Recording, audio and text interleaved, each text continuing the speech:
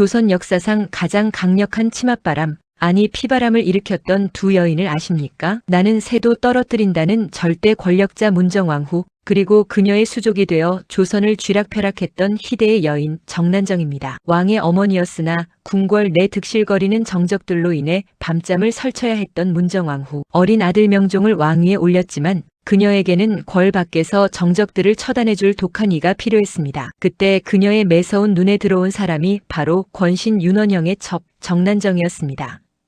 천출이라는 굴레를 벗어던지고 싶었던 야망의 화신 정난정, 아들을 지키고 권력을 반석 위에 올려야 했던 문정왕후. 서로의 지독한 갈증을 알아본 이 두 여인의 만남은 조선 왕실을 뒤흔든 거대한 폭풍의 시작이었습니다. 정난정은 특유의 수완과 배짱으로 문정왕후의 눈과 귀가 되었습니다. 궐 밖의 민심을 전하고 반대파의 움직임을 낱낱이 보고하며 저작거리에 흉흉한 소문을 퍼뜨려 정적들을 치밀한 함정에 빠뜨렸죠. 그녀의 보이지 않는 활약 덕분에 문정왕후는 을사사화를 일으켜 반대파를 무자비하게 숙청해버립니다. 이제 수렴청정이라는 이름으로 조선의 실질적인 왕이 된 문정왕후. 그 대가로 정난정은 어떻게 되었을까요? 그녀는 조선 역사상 전무후무하게 첩의 신분에서 본처를 몰아내고 정일품, 정경부인의 자리에 오르는 만행을 이뤄냅니다. 두 여인이 굳게 손을 잡은 동안 조선의 모든 권력과 재물은 이들의 치마폭으로 빨려 들어갔습니다. 정난정은 상권을 장악해 막대한 부를 축적했고 그 금은 보화는 고스란히 문정왕후의 정치 자금이 되었습니다. 쌀을 매점매석하여 백성들의 원성이 하늘을 찔러도 두 여인의 권세 앞에서는 조선의 영의정조차 고개를 숙여야만 했습니다. 나라의 명운이 궐 안방의 은밀한 귓속말에서 결정되던 시절이었습니다. 하지만 아무리 붉은 꽃도 열흘을 넘기지 못하고 둥근 달도 차면 기우는 법입니다. 영원할 것만 같던 두 여인의 무소불위 천하도. 문정왕후가 65의 나이로 승하하면서 하루아침에 산산조각이 나고 맙니다. 자신의 가장 든든한 뒷배였던 문정왕후를 잃은 정난정. 그녀는 며칠 지나지 않아 문매를 맞고 역적으로 몰려 쫓기는 신세가 됩니다. 사람들의 돌팔매질을 피해 도망치던 그녀는 결국 스스로 독약을 삼키며 그 지독했던 생을 마감하고 맙니다. 신분 상승을 향한 처절한 욕망과 권력을 향한 끝없는 탐욕이 만들어낸 두 여인의 위험한 결탁. 천하를 호령했지만 그 끝은 너무도 허망했던 이들의 이야기는 수백 년이 지난 지금도 우리에게 묵직한 질문을 던집니다. 과연 그들이 그토록 필사적으로 거머쥐려 했던 것은 무엇이었을까요? 조선을 세우는데 가장 큰 공을 세운 사람은 누구였을까요? 태조 이성계도 삼봉 정도전도 아닌 바로 이성계의 다섯째 아들 이방원이었습니다. 피 묻은 칼을 마다하지 않고 정몽주를 쓰러뜨리며 아버지의 왕업을 도운 그였지요. 하지만 조선이 건국되자 이방원에게 돌아온 것은 철저한 외면이었습니다. 개국 공신 명단에서 제외된 것도 모자라 세자 자리는 자신이 업어 키우다시피 한 20살이나 어린 핏덩이 이복 동생 방석에게 돌아갔습니다. 새 나라의 기틀을 다지던 권력의 핵심 정도전은 한술 더 떠 왕자들이 가진 사병마저 모두 빼앗으려 했죠. 이방원에게 이는 곧 권력의 상실을 넘어 죽음을 의미했습니다. 사냥개가 사냥을 마치면 가마솥에 삶아진다고 했던가요? 하지만 이방원은 끓는 솥에 얌전히 들어갈 위인이 아니었습니다. 1398년 8월의 캄캄한 밤, 숨죽이고 있던 이방원의 칼날이 마침내 번뜩였습니다. 제1차 왕자의 난이 터진 겁니다. 목표는 명확했습니다. 자신을 옥죄던 정적 정도전을 기습해 단칼에 베어버렸습니다. 그리고 조선의 세자이자 자신의 어린 이복 동생인 방석과 방번마저 무참히 처형했습니다. 살려달라 애원하는 동생들의 울부짖음도 형제의 피를 보지 말라는 아버지의 통곡도 그의 차가운 칼날을 막을 수는 없었습니다. 아버지가 그토록 사랑했던 신덕왕후의 자식들을, 아버지가 가장 신임했던 개국 공신들을 아들이 모두 도륙해버린 이 끔찍한 비극. 평생을 전쟁터에서 보낸 늙은 호랑이. 이성계조차 아들의 이 비정한 칼춤 앞에서는 피눈물을 흘리며 권좌에서 물러날 수밖에 없었습니다. 이방원은 왜 이토록 잔인해져야만 했을까요? 그저 권력에 눈이 먼 비정한 괴물이었을까요? 아니면 자신이 온몸에 피를 묻혀가며 세운 이 나라를 온전히 지켜내기 위한 처절한 몸부림이었을까요? 형제들의 붉은 피를 밟고 서서 마침내 조선의 제3대 왕, 태종이 된 이방원. 그의 차가운 칼끝은 왕위에 오른 후에도 아내의 집안인 처가와 사돈마저 무자비하게 숙청하며 멈추지 않았습니다. 하지만 이토록 비정아리만치 차가웠던 그의 피 묻은 손이 있었기에 훗날 그의 아들 세종대왕이 가장 찬란한 태평성대를 열 수 있었다는 역사의 아이러니는 참으로 묘한 여운을 남깁니다. 절대 권력을 향한 길, 그곳은 이처럼 형제의 뜨거운 피로 붉게 물들어야만 오를 수 있는 참혹하고 비정한 자리였습니다. 지리산 깊은 산골, 지독히 가난한 집에서 우렁찬 아기 울음소리가 터져나왔습니다. 그런데 이 아기 범상치 않았습니다. 태어나자마자 제 손으로 탯줄을 툭 끊어내더니 방바닥을 딛고 천장까지 훌쩍 날아오르는 게 아니겠습니까? 놀란 부모가 아기를 살펴보니 양 겨드랑이에 영롱한 빛을 내는 조그만 날개가 달려 있었습니다. 썩어 빠진 세상을 구원할 하늘의 뜻, 비운의 영웅. 아기 장수 우투리가 세상에 내려온 것입니다. 우투리는 하루가 다르게 무섭게 자라났습니다. 볶은 콩을 던지면 그 콩알들을 징검다리 삼아 공중을 날았고 장정 10명이 못 드는 바위도 깃털처럼 번쩍 들어올렸습니다. 핍박받던 촌노들은 이 아기 장수가 언젠가 탐관 오리를 몰아내고 살기 좋은 세상을 열어줄 것이라 굳게 믿었습니다. 야속하게도 이 기이한 소문은 바람을 타고 한양 대궐까지 들어가고 말았습니다. 권력을 쥔 자들에게 날개 달린 백성은 두려움 그 자체여 역적의 씨앗이었습니다. 결국 임금은 우투리의 숨통을 끊기 위해 지리산에 대규모 관군을 파견합니다. 칼을 든 군사들이 마을을 짓밟자 어린 우투리는 어머니의 손을 꼭 쥐고 간곡히 말했습니다. 어머니, 저 뒷산 바위 속에 석 달 열흘만 숨기면 저는 누구도 꺾지 못할 진짜 장수가 되어 우리 백성을 구할 수 있습니다. 제발 그때까지만 저를 숨겨주십시오. 그 말을 남긴 채 우투리는 굳게 닫힌 바위 속으로 모습을 감췄습니다. 하늘도 무심하게 운명은 이 가엾은 가족을 가만두지 않았습니다. 관군에게 붙잡힌 늙은 부모는 이어지는 모진 고문을 견디지 못했습니다. 서슬퍼런 칼날의 공포 앞, 그리고 자식을 살려주겠다는 거짓 약속에 속아 결국 아들이 숨은 바위를 털어놓고 만 것입니다. 우투리가 완전한 장수로 깨어나기까지 애통하게도 단 하루가 모자란 날이었습니다. 관군들이 억지로 바위를 깨부수자 그 안에는 콩, 갑옷을 채 다 입지도 못한 우투리가 피눈물을 삼키며 서 있었습니다. 어머니, 어찌하여 하루를 참지 못하셨습니까? 원망 섞인 한탄을 남긴 채 날개가 꺾인 아기 장수는 쏟아지는 칼날 아래 힘없이 쓰러지고 말았습니다. 가난한 백성들의 간절한 희망이 허망하게 부서져 내린 것입니다. 우투리가 억울하게 눈을 감던 그날 밤 뒷산 깊은 늪에서는 주인을 잃은 날개 달린 용마가 밤새 하늘을 우러러 구슬프게 울부짖다가 끝내 늪으로 몸을 던져 숨을 거두었다고 합니다. 비범한 날개를 달고 태어났으나 거대한 세상의 벽에 부딪혀 제대로 날아보지도 못하고 쓰러져간 우리의 영웅. 우투리의 뼈저린 이야기는 수백 년이 흐른 지금도 팍팍한 세상을 살아가는 우리네 가슴을 먹먹하게 울리고 있습니다. 옛날 옛적 어느 산골 마을에 평생 땅만 일구며 살아온 착한 노부부가 있었습니다. 두 분은 금슬이 좋았지만 속절없이 흐르는 세월 앞에서는 장사가 없었죠. 깊게 팬 주름과 하얗게 센 머리카락을 볼 때면 지나가 버린 청춘이 야속하기만 했습니다. 어느 날 할아버지는 땔감을 구하려 평소보다 깊은 산속으로 들어갔습니다. 한참 나무를 하다 보니 목이 타들어가듯 말랐고 마침 바위 틈에서 맑은 물이 솟아나는 샘물을 발견하셨죠. 할아버지는 땀도 식힐 겸 두 손으로 물을 듬뿍 떠 시원하게 들이켜셨습니다. 그런데 이게 웬일일까요? 차가운 물이 넘어가는 순간 뻐근했던 허리가 펴지고 침침했던 눈이 번쩍 뜨였습니다. 묵직했던 다리엔 호랑이 같은 기운이 솟았죠. 놀라 샘물에 얼굴을 비춰보니 주름진 노인은 온데간데 없고 혈기왕성한 청년이 자신을 쳐다보고 있었습니다. 전설의 젊어지는 샘물을 찾은 겁니다. 할아버지는 지게도 팽개치고 단숨에 집으로 돌아왔습니다. 할머니는 웬 낯선 청년이 뛰어들어오니 기겁하셨지만 자초지종을 듣고는 기뻐서 우셨습니다. 당장 할머니도 산으로 올라가 그 물을 마셨고 고운 새댁의 모습으로 변하셨죠. 두 분에게 기적 같은 제2의 인생이 시작된 겁니다. 하지만 이 소문이 이웃집 욕심쟁이 영감의 귀에 들어가고 말았습니다.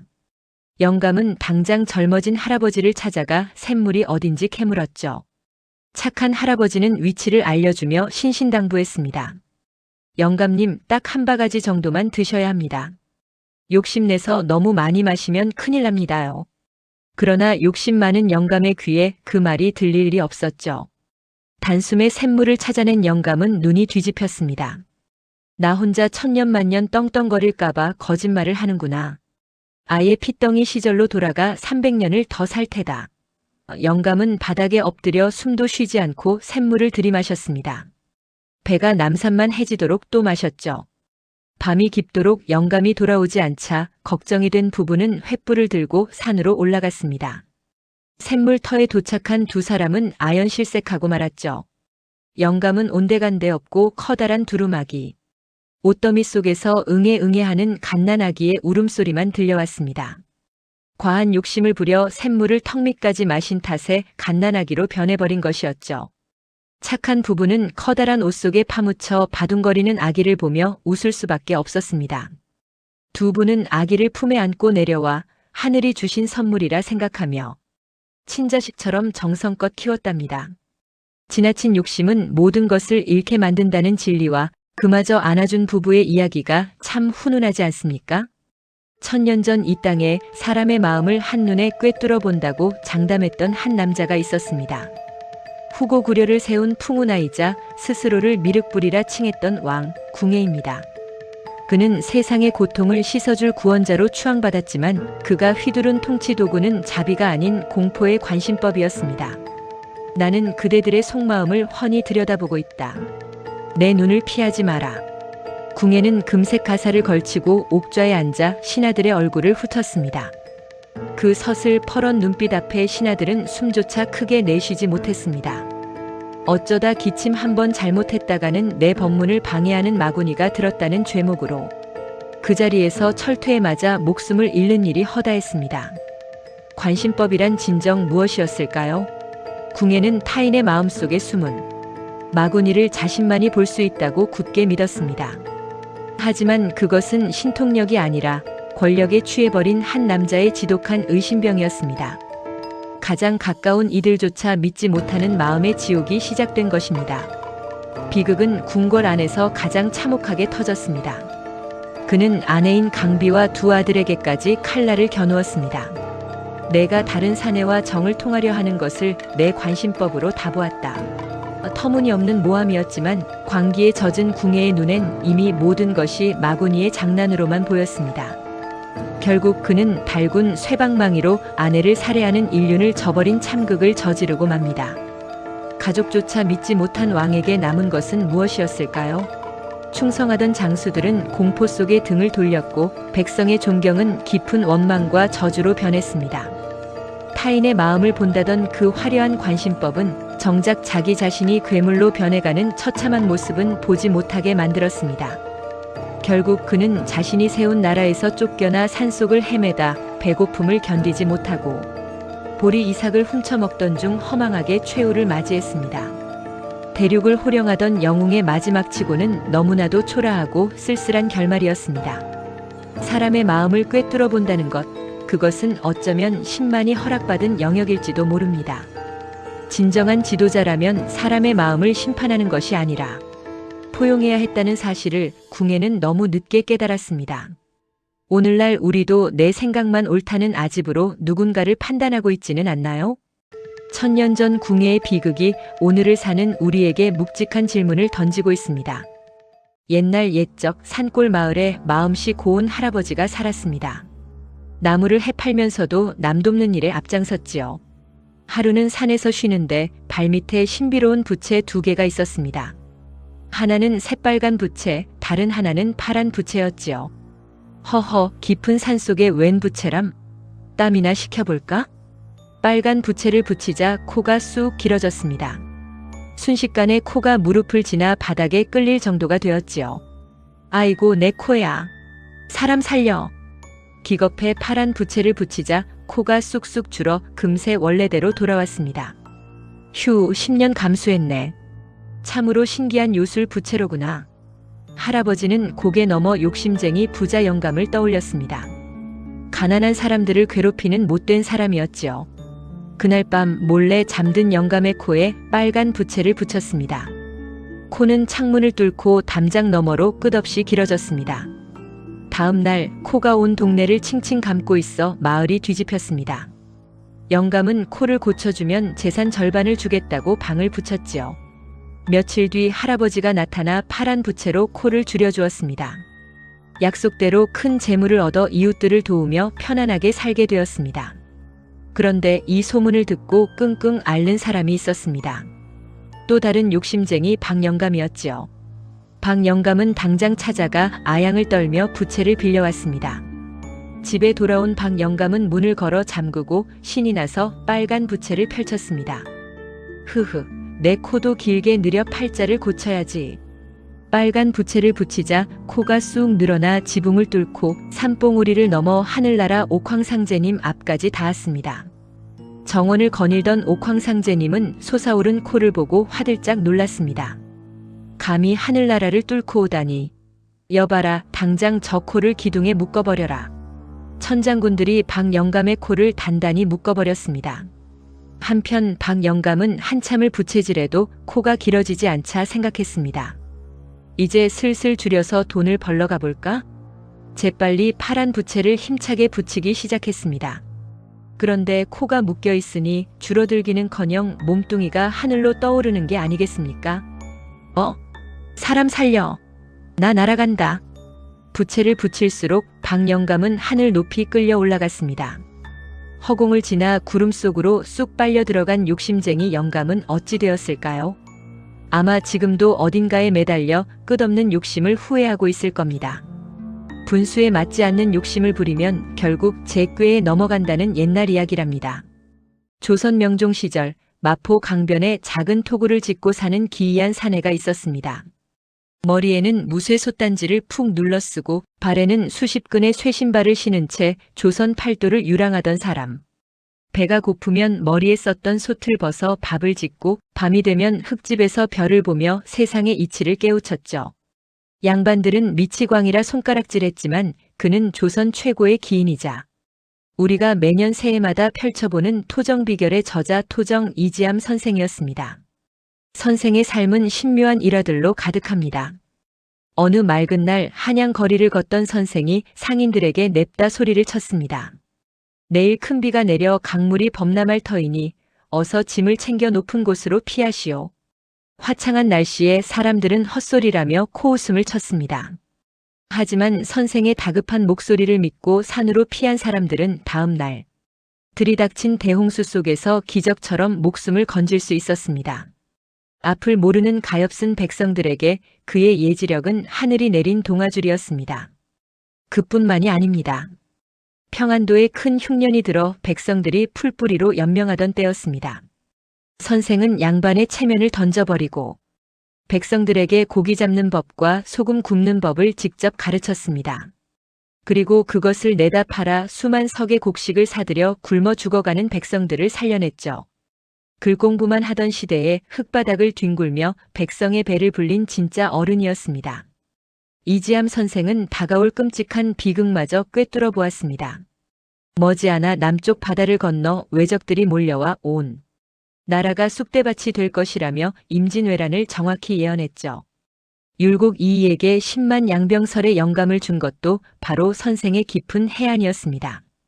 말년에는 아산 현감으로 부임하여 일하다 자신의 수명이 다했음을 직감합니다. 남겨질 백성들이 굶주릴까 걱정했던 선생은 창고 가득 구휼미를 쌓아두고 조용히 세상을 떠났습니다.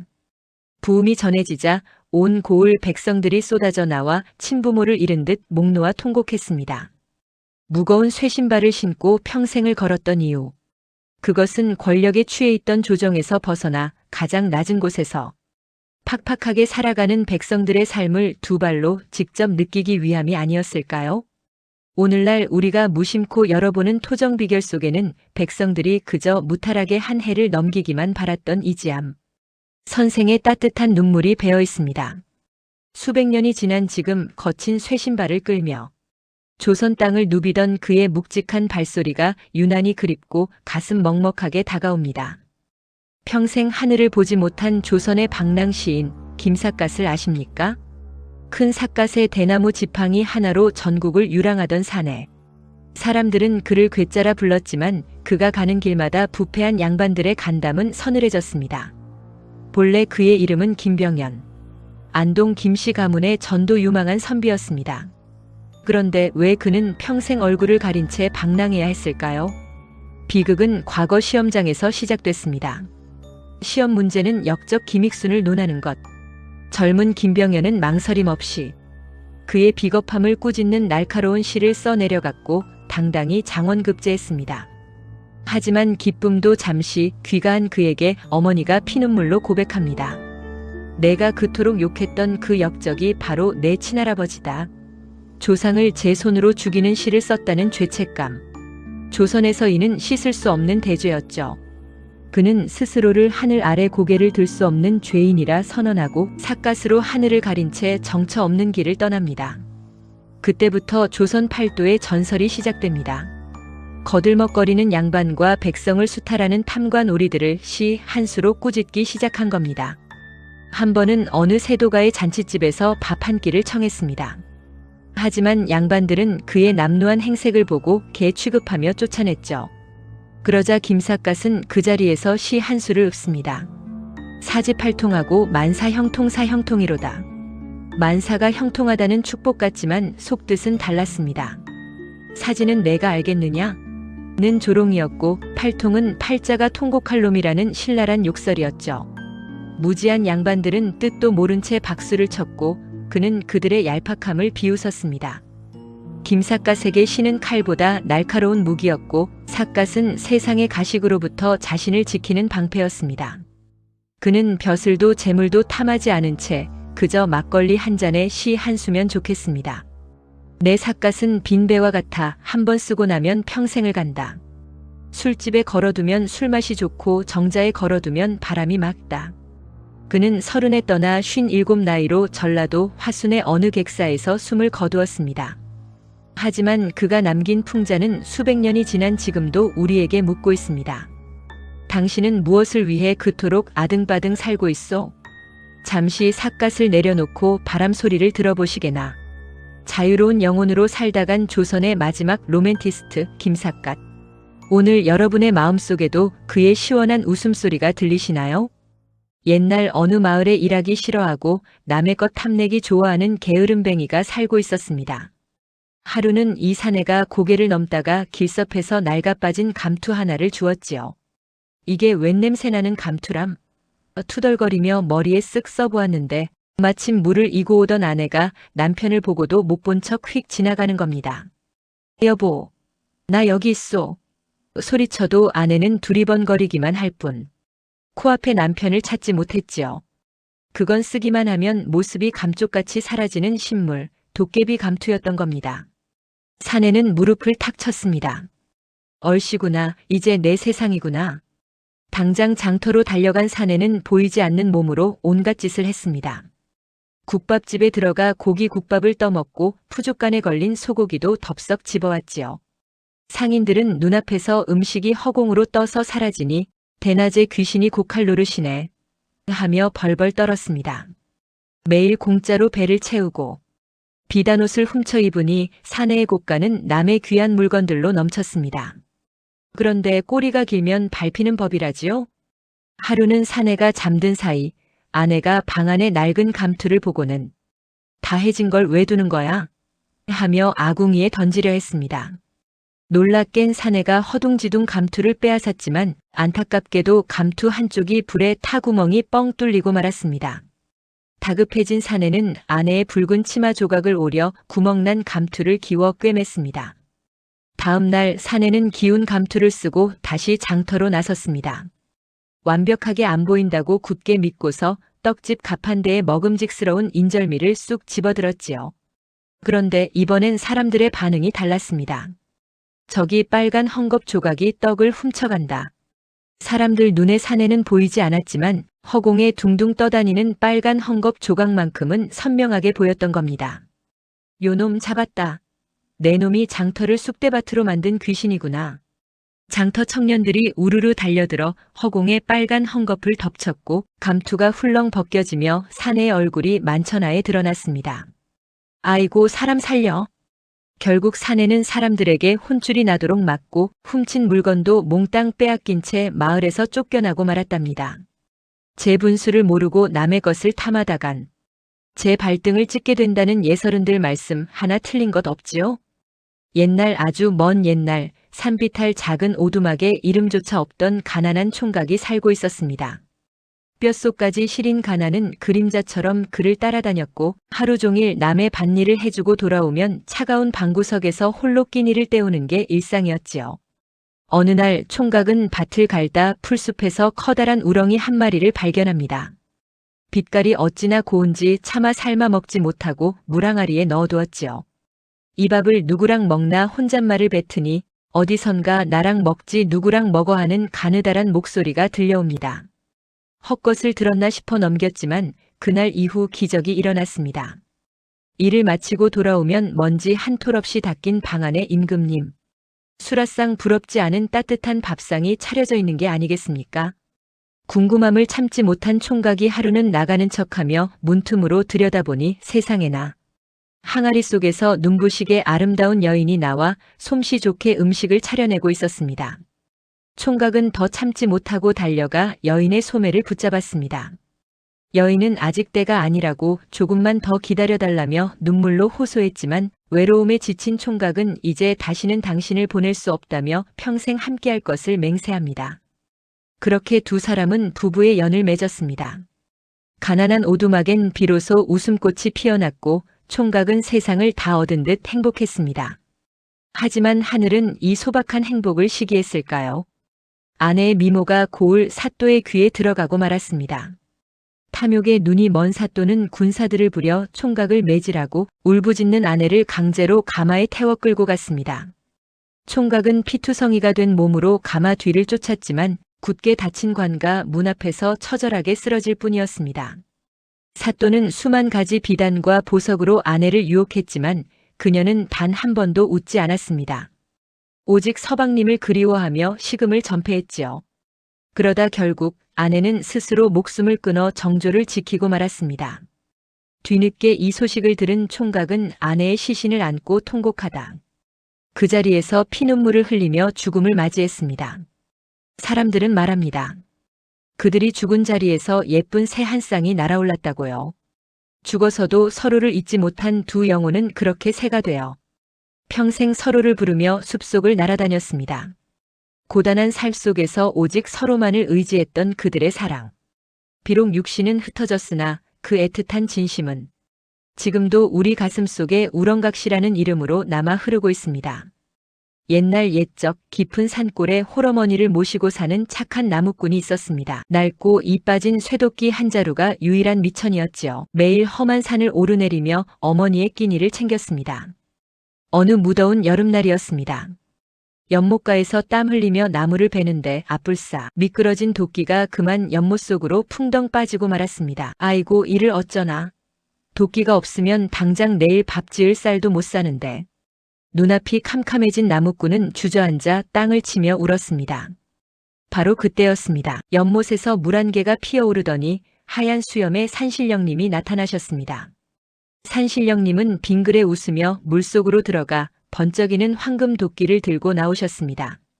젊은이 울음을 그치거라. 이 금도끼가 내 것이냐? 나무꾼은 고개를 가로저으며 대답했습니다. 아닙니다요. 제 도끼는 그리 귀한 물건이 아닙니다. 산신령님은 고개를 끄덕이곤 다시 물속에 들어가 은은하게 빛나는 은도끼를 들고 나오셨습니다. 그렇다면 이 은도끼가 내 것이겠구나. 나무꾼은 허리를 굽히며 말했습니다. 아닙니다. 제 도끼는 닳고 이 빠진 낡은 쇠도끼입니다. 그제야 산신령님은 환하게 웃으며 낡은 쇠도끼를 꺼내주셨습니다. 참으로 정직한 청년이구나. 가난 속에서도 바른 마음을 잃지 않았으니 하늘이 내리는 상이다. 금도끼와 은도끼 모두 가져가 어머니를 편히 모시거라. 나무꾼은 큰 부자가 되어 이웃에 베풀며 행복하게 살았습니다. 한편 소문을 들은 이웃 마을 욕심쟁이가 가만히 있을 리 없지요. 다음 날 멀쩡한 쇠도끼를 들고 연못으로 달려갔습니다. 억지로 도끼를 던져버리고는 거짓 눈물을 짜내며 아이고 내 도끼야 곡을 하기 시작했습니다. 아니나 다를까 산신령님이 번쩍이는 금도끼를 들고 나타나셨습니다. 이 금도끼가 내 것이냐? 욕심쟁이는 눈이 뒤집혀 덥석 손을 뻗었습니다. 네, 맞습니다요. 바로 제 도끼입니다. 그 순간이었습니다. 인자하던 산신령님의 표정이 무섭게 변하며 벼락 같은 호통이 떨어졌습니다. 이런 고약한 놈, 감히 거짓말로 하늘을 속이려 드느냐. 우르릉 쾅쾅 천둥과 함께 산신령님도 금도끼도 모두 사라져버렸습니다. 욕심쟁이는 밥줄인 쇠도끼마저 잃고 가슴을 쳤지만 이미 엎질러진 물이었지요. 예나 지금이나 이치는 같습니다. 이익에 양심을 팔면 가진 것마저 잃고 바보 같아 보여도 정직하면 하늘이 큰 복으로 갚아주는 법이지요. 오늘 여러분의 마음속에는 어떤 도끼를 품고 계신가요? 넉넉하고 정직한 마음 한 자루 꺼내어 보는 따뜻한 하루 보내시길 바랍니다. 암행어사 출두야. 이 한마디에 기세등등하던 탐관 오리들은 혼비백산했고 억울한 백성들은 피눈물을 왈칵 쏟아냈습니다. 그 통쾌한 함성의 중심에는 언제나 낡은 마패를 단단히 움켜쥔 사나이 암행어사 박문수가 있었습니다. 유난히 흉년이 깊어 백성들이 겨우 목숨을 연명하던 때였습니다. 한 고을에는 백성들의 고열을 짜내는 악독한 사또가 부임해 있었습니다. 나라에서 내려보낸 구율민은 사또의 개인 곳간으로 들어갔고 밖에서는 굶어 죽는 백성들의 통곡 소리가 끊이지 않았습니다. 하루는 병든 어머니를 모시던 한 청년이 관하로 찾아갔습니다. 사또 나리 제발 쌀 한 줌만 빌려주십시오. 어머니가 굶어 돌아가시게 생겼습니다. 하며 바닥에 엎드려 애원했습니다. 하지만 사또는 기생들과 잔치를 벌이던 중이었습니다. 그는 잔치 흥을 깬다며 청년에게 억울한 곤장을 치고는 차가운 옥에 가두어 버렸습니다. 바로 그날 밤이었습니다. 사또의 잔치가 무르익어 고기 냄새가 진동할 때 다해진 도포에 삿갓을 눌러 쓴 비루한 행색의 나그네가 불쑥 나타났습니다. 고을을 돌며 백성의 참상을 지켜본 박문수였습니다. 이보시오 사또. 길손인데 목이 너무 말라 그러니 그 상에 있는 막걸리나 한 잔 내어주시오. 사또는 코웃음을 쳤습니다. 어디서 거지놈이 감히. 여봐라. 저놈을 끌어내어 매우 쳐라. 포졸들이 몽둥이를 치켜들고 달려드는 그 찰나였습니다. 삿갓을 벗어 던진 박문수의 손에서 번쩍이는 것이 있었으니 바로 말 3마리가 새겨진 마패였습니다. 암행어사 출두야. 천둥 같은 호령에 관하는 순식간에 아수라장이 되었습니다. 호통치던 사또는 사시나무 떨듯 밥상 밑으로 기어들어갔고 포졸들은 무기를 팽개치고 납작 엎드렸습니다. 네 이놈. 나라의 관리가 되어 백성들의 피눈물로 배를 불리니 그 죄를 내가 알렸다. 박문수의 추상 같은 호령에 사또는 눈물 콧물을 흘리며 용서를 빌었습니다. 박문수는 즉각 사또의 관직을 박탈하고 포승줄로 묶어 압송했습니다. 그리고 굳게 닫혔던 곳간을 열어 굶주린 백성들에게 곡식을 나누어 주었습니다. 억울하게 갇혔던 청년도 풀려나 눈물을 흘리며 절을 올렸습니다. 어사또 나리 감사합니다. 하늘이 보내신 은인이십니다. 백성들의 환호성을 뒤로한 채 박문수는 인자한 미소만 남기고 다시 길을 떠났습니다. 또 다른 곳에서 눈물 흘리고 있을 백성을 찾아서 말입니다. 권력 앞에서는 서리처럼 매서웠고 백성 앞에서는 한없이 따뜻했던 암행어사 박문수. 그가 쥐고 있던 낡은 마패는 수백 년이 지난 지금도 우리 가슴속에 진정한 정의가 무엇인지 묻고 있습니다. 옛날 조선 명종 시절 기인 중에 기인 전우치를 아십니까? 신출기몰한 도술로 나쁜 놈들. 혼쭐을 내주던 전우치. 오늘 이야기는 그가 그림 속 당나귀로 탐욕스러운 사또를 징벌한 사건입니다. 어느 마을에 백성들의 고혈을 짜내는 탐관오리 사또가 있었습니다. 흉년으로 백성들이 풀뿌리로 연명하는데도 사또는 관아에 곡식을 쌓아두고 매일 잔치를 벌였죠. 가난한 이들의 땅 문서까지 빼앗고 반항하면 옥에 가두는 악랄한 자였습니다. 소문을 듣고 의로운 전우치가 가만히 있을 리 없지요. 사또의 생일잔치가 열리던 날 허름한 선비. 차림을 한 전우치가 커다란 족자를 들고 마당에 나타납니다. 사또의 생신을 축하하며 귀한 명작을 바치러 왔소이다. 포졸이 족자를 펼치니 복숭아나무 아래 비쩍 마른 당나귀가 그려져 있었습니다. 사또가 콧방귀를 뀌며 이따위 볼품없는 그림이 무슨 명작이냐. 당장 하옥하라. 호통을 쳤습니다. 전우치가 껄껄 웃으며 그림을 향해 소리쳤습니다. 이놈아, 주인이 부르는데 어찌 가만히 있느냐. 썩 나오너라. 이게 웬일입니까?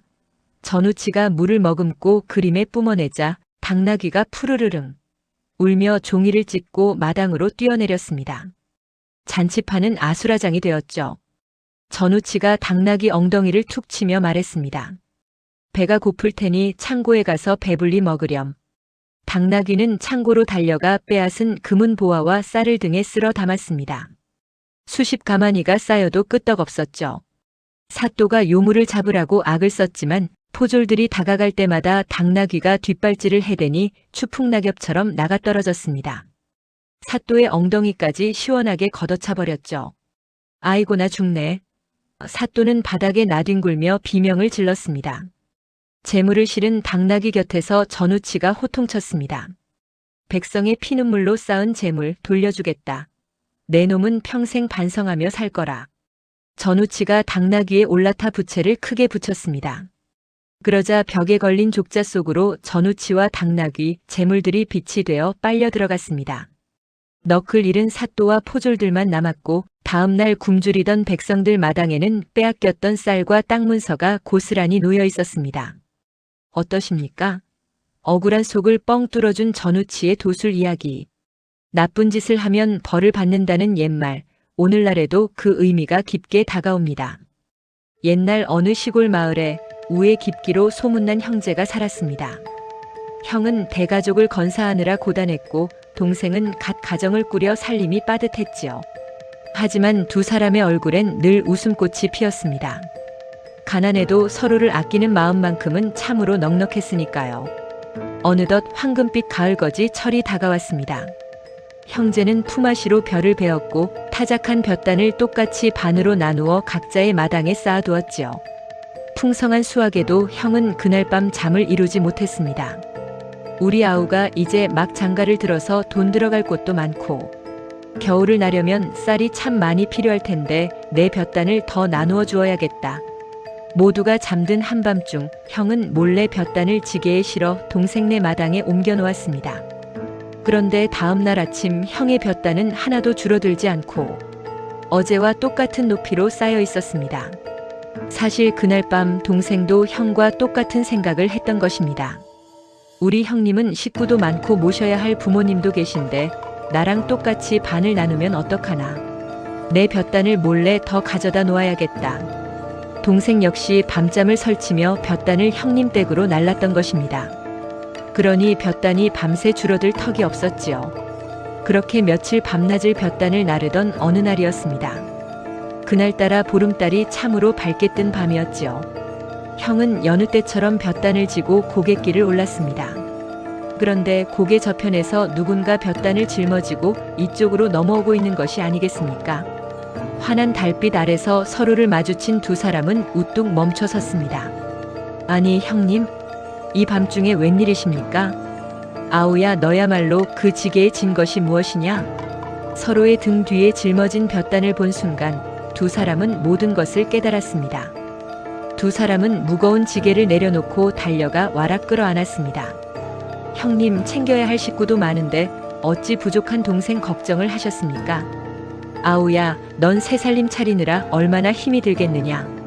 고요한 고갯마루에서 두 형제의 뜨거운 눈물이 볕단 위로 하염없이 떨어졌습니다. 각박하고 내 것을 챙기기 바쁜 요즘 이 의좋은 형제의 이야기가 참으로 뭉클하게 다가오지 않으십니까? 쌀 한 톨의 아쉬움보다 핏줄을 향한 애틋한 마음이 먼저였던 그 시절의 정이 참으로 그립습니다. 오늘 밤에는 오랫동안 연락 못했던 가족에게 안부 전화 한 통 걸어보는 건 어떨까요? 형제의 넉넉하고 따뜻한 우애가 여러분의 댁내에도 늘 가득하시기를 진심으로 기원합니다. 말 한마디에 천냥 빚을 갚는다는 말이 있지요. 하지만 우린 살면서 참 쉽게 남의 가슴에 못 박는 말을 내뱉곤 합니다. 조선 최고의 명재상 황해 정승도. 젊은 시절 시골 길가에서 만난 농부에게 이 평생의 가르침을 배웠습니다. 어느 무더운 여름날 길을 걷던 황해 정승이 우연히 논밭을 지나게 되었습니다. 저 멀리 뙤약볕 아래서 한 농부가 소 2마리를 끌고 열심히 밭을 갈고 있었지요. 한 마리는 검은 소였고 다른 한 마리는 누런 황소였습니다. 한참을 흐뭇하게 바라보던 황희는 문득 궁금해졌습니다. 여보게 농부 양반, 저 2마리 소 중에 누가 더 일을 잘하고 기운이 센가? 가볍게 던진 질문이었습니다. 그런데 농부의 반응이 뜻밖이었습니다. 농부는 하던 일을 즉시 멈추더니 소들을 세워두고 황희가 서 있는 먼 논둑까지 천천히 걸어 나오는 것이 아니겠습니까? 황희는 의아했습니다. 멀리서 대답해도 될 것을 왜 굳이 여기까지 오는 걸까? 마침내 코앞까지 다가온 농부는 주변을 살피더니 황희의 귓가에 입을 대고 아주 작은 목소리로 속삭였습니다. 날이 실은 저 검은 소보다 누런 소가 훨씬 일을 잘하고 성격도 온순합니다. 황희는 어이가 없어 허허 웃으며 물었습니다. 아니, 그게 뭐라고 여기까지 와서 속삭이는가? 누가 듣는 사람이라도 있다고 그러시나? 그러자 농부의 표정이 진지해졌습니다. 그는 다시 한번 소들을 힐끗 보더니 낮은 목소리로 말했습니다. 날이 아무리 짐승이라도 말귀는 다 알아듣는 법입니다. 만약 여기서 누런 소가 났다고 크게 말하면 저 검은 소가 얼마나 서운해하겠습니까? 나는 죽어라 이래도 주인에게 인정받지 못하는구나 하고 기운이 빠질 것입니다. 제게는 둘 다 소중한 소인데 한쪽을 칭찬하려 다른 쪽을 깎아내릴 수는 없는 노릇이지요. 이 말을 들은 황해 정승은 머리를 한 대 얻어맞은 듯 했습니다. 짐승에게도 상처 주지 않으려 저토록 조심하는데 나는 그동안 사람들에게 얼마나 무심한 말들을 내뱉어 왔는가. 황희는 그날의 깨달음을 평생 가슴에 새겼습니다. 이후 그는 지위가 낮은 사람이라도 함부로 평가하지 않았고 조선 역사상 가장 인자하고 사려 깊은 재상이 되었습니다. 여러분, 혹시 오늘 누군가와 비교하며 상처 주는 말을 하지는 않으셨나요? 소리 없는 짐승조차 배려했던 그 농부의 마음처럼 우리의 입술에도 따뜻한 배려를 한 겹 입혀보는 건 어떨까요? 세상에 상처받아도 마땅한 존재는 없습니다. 내가 무심코 던진 말 한마디에 누군가의 영혼은 무너질 수 있다는 것. 오늘 이 이야기를 통해 다시 한번 말의 무게를 생각해 보게 됩니다. 여러분, 세상에서 가장 깊은 사랑은 무엇일까요?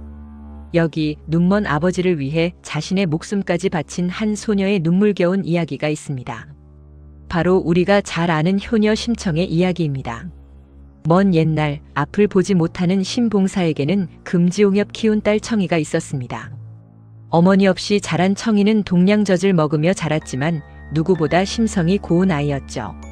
하지만 가난한 형편에 아버지의 눈을 뜨게 할 방법은 막막하기만 했습니다.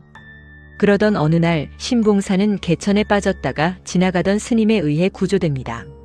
스님은 공양미 300석을 시주하면 눈을 뜰 수 있다는 말을 남기죠. 앞을 보고 싶다는 일념에 덜컥 약속을 해버린 신봉사. 하지만 가난한 그들에게 쌀 300석은 하늘의 별 따기보다 어려웠습니다.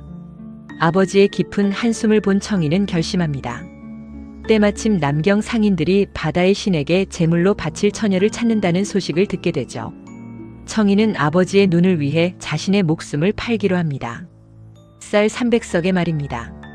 드디어 배가 떠나는 날 심청은 차마 떨어지지 않는 발걸음을 옮깁니다. 아버지, 부디 눈을 뜨고 세상을 보셔야 합니다. 마지막 인사를 올린 심청은 거친 파도가 몰아치는 인당수에 몸을 던집니다. 차가운 바닷속으로 가라앉던 심청. 하지만 하늘은 효녀를 버리지 않았습니다. 심청의 효심에 감동한 용왕님은 그녀를 연꽃에 태워 다시 세상 밖으로 보내주었죠. 그 무렵 딸을 잃고 슬픔 속에 살던 봉사는 여전히 눈을 뜨지 못한 채 살아가고 있었습니다. 그러던 어느 날 왕비가 된 심청은 전국의 맹인들을 위한 잔치를 엽니다. 아버지를 찾기 위해서였죠. 남루한 차림으로 잔치에 나타난 신봉사. 그는 꿈에도 그리던 딸의 목소리를 듣게 됩니다. 아버지, 제가 청이입니다. 죽은 줄만 알았던 딸의 목소리에 봉사는 가슴이 터질 듯 외칩니다. 청아, 내 딸 청아. 이게 정말 내 목소리냐? 나도 내 얼굴 좀 보자. 그 순간 기적이 일어났습니다.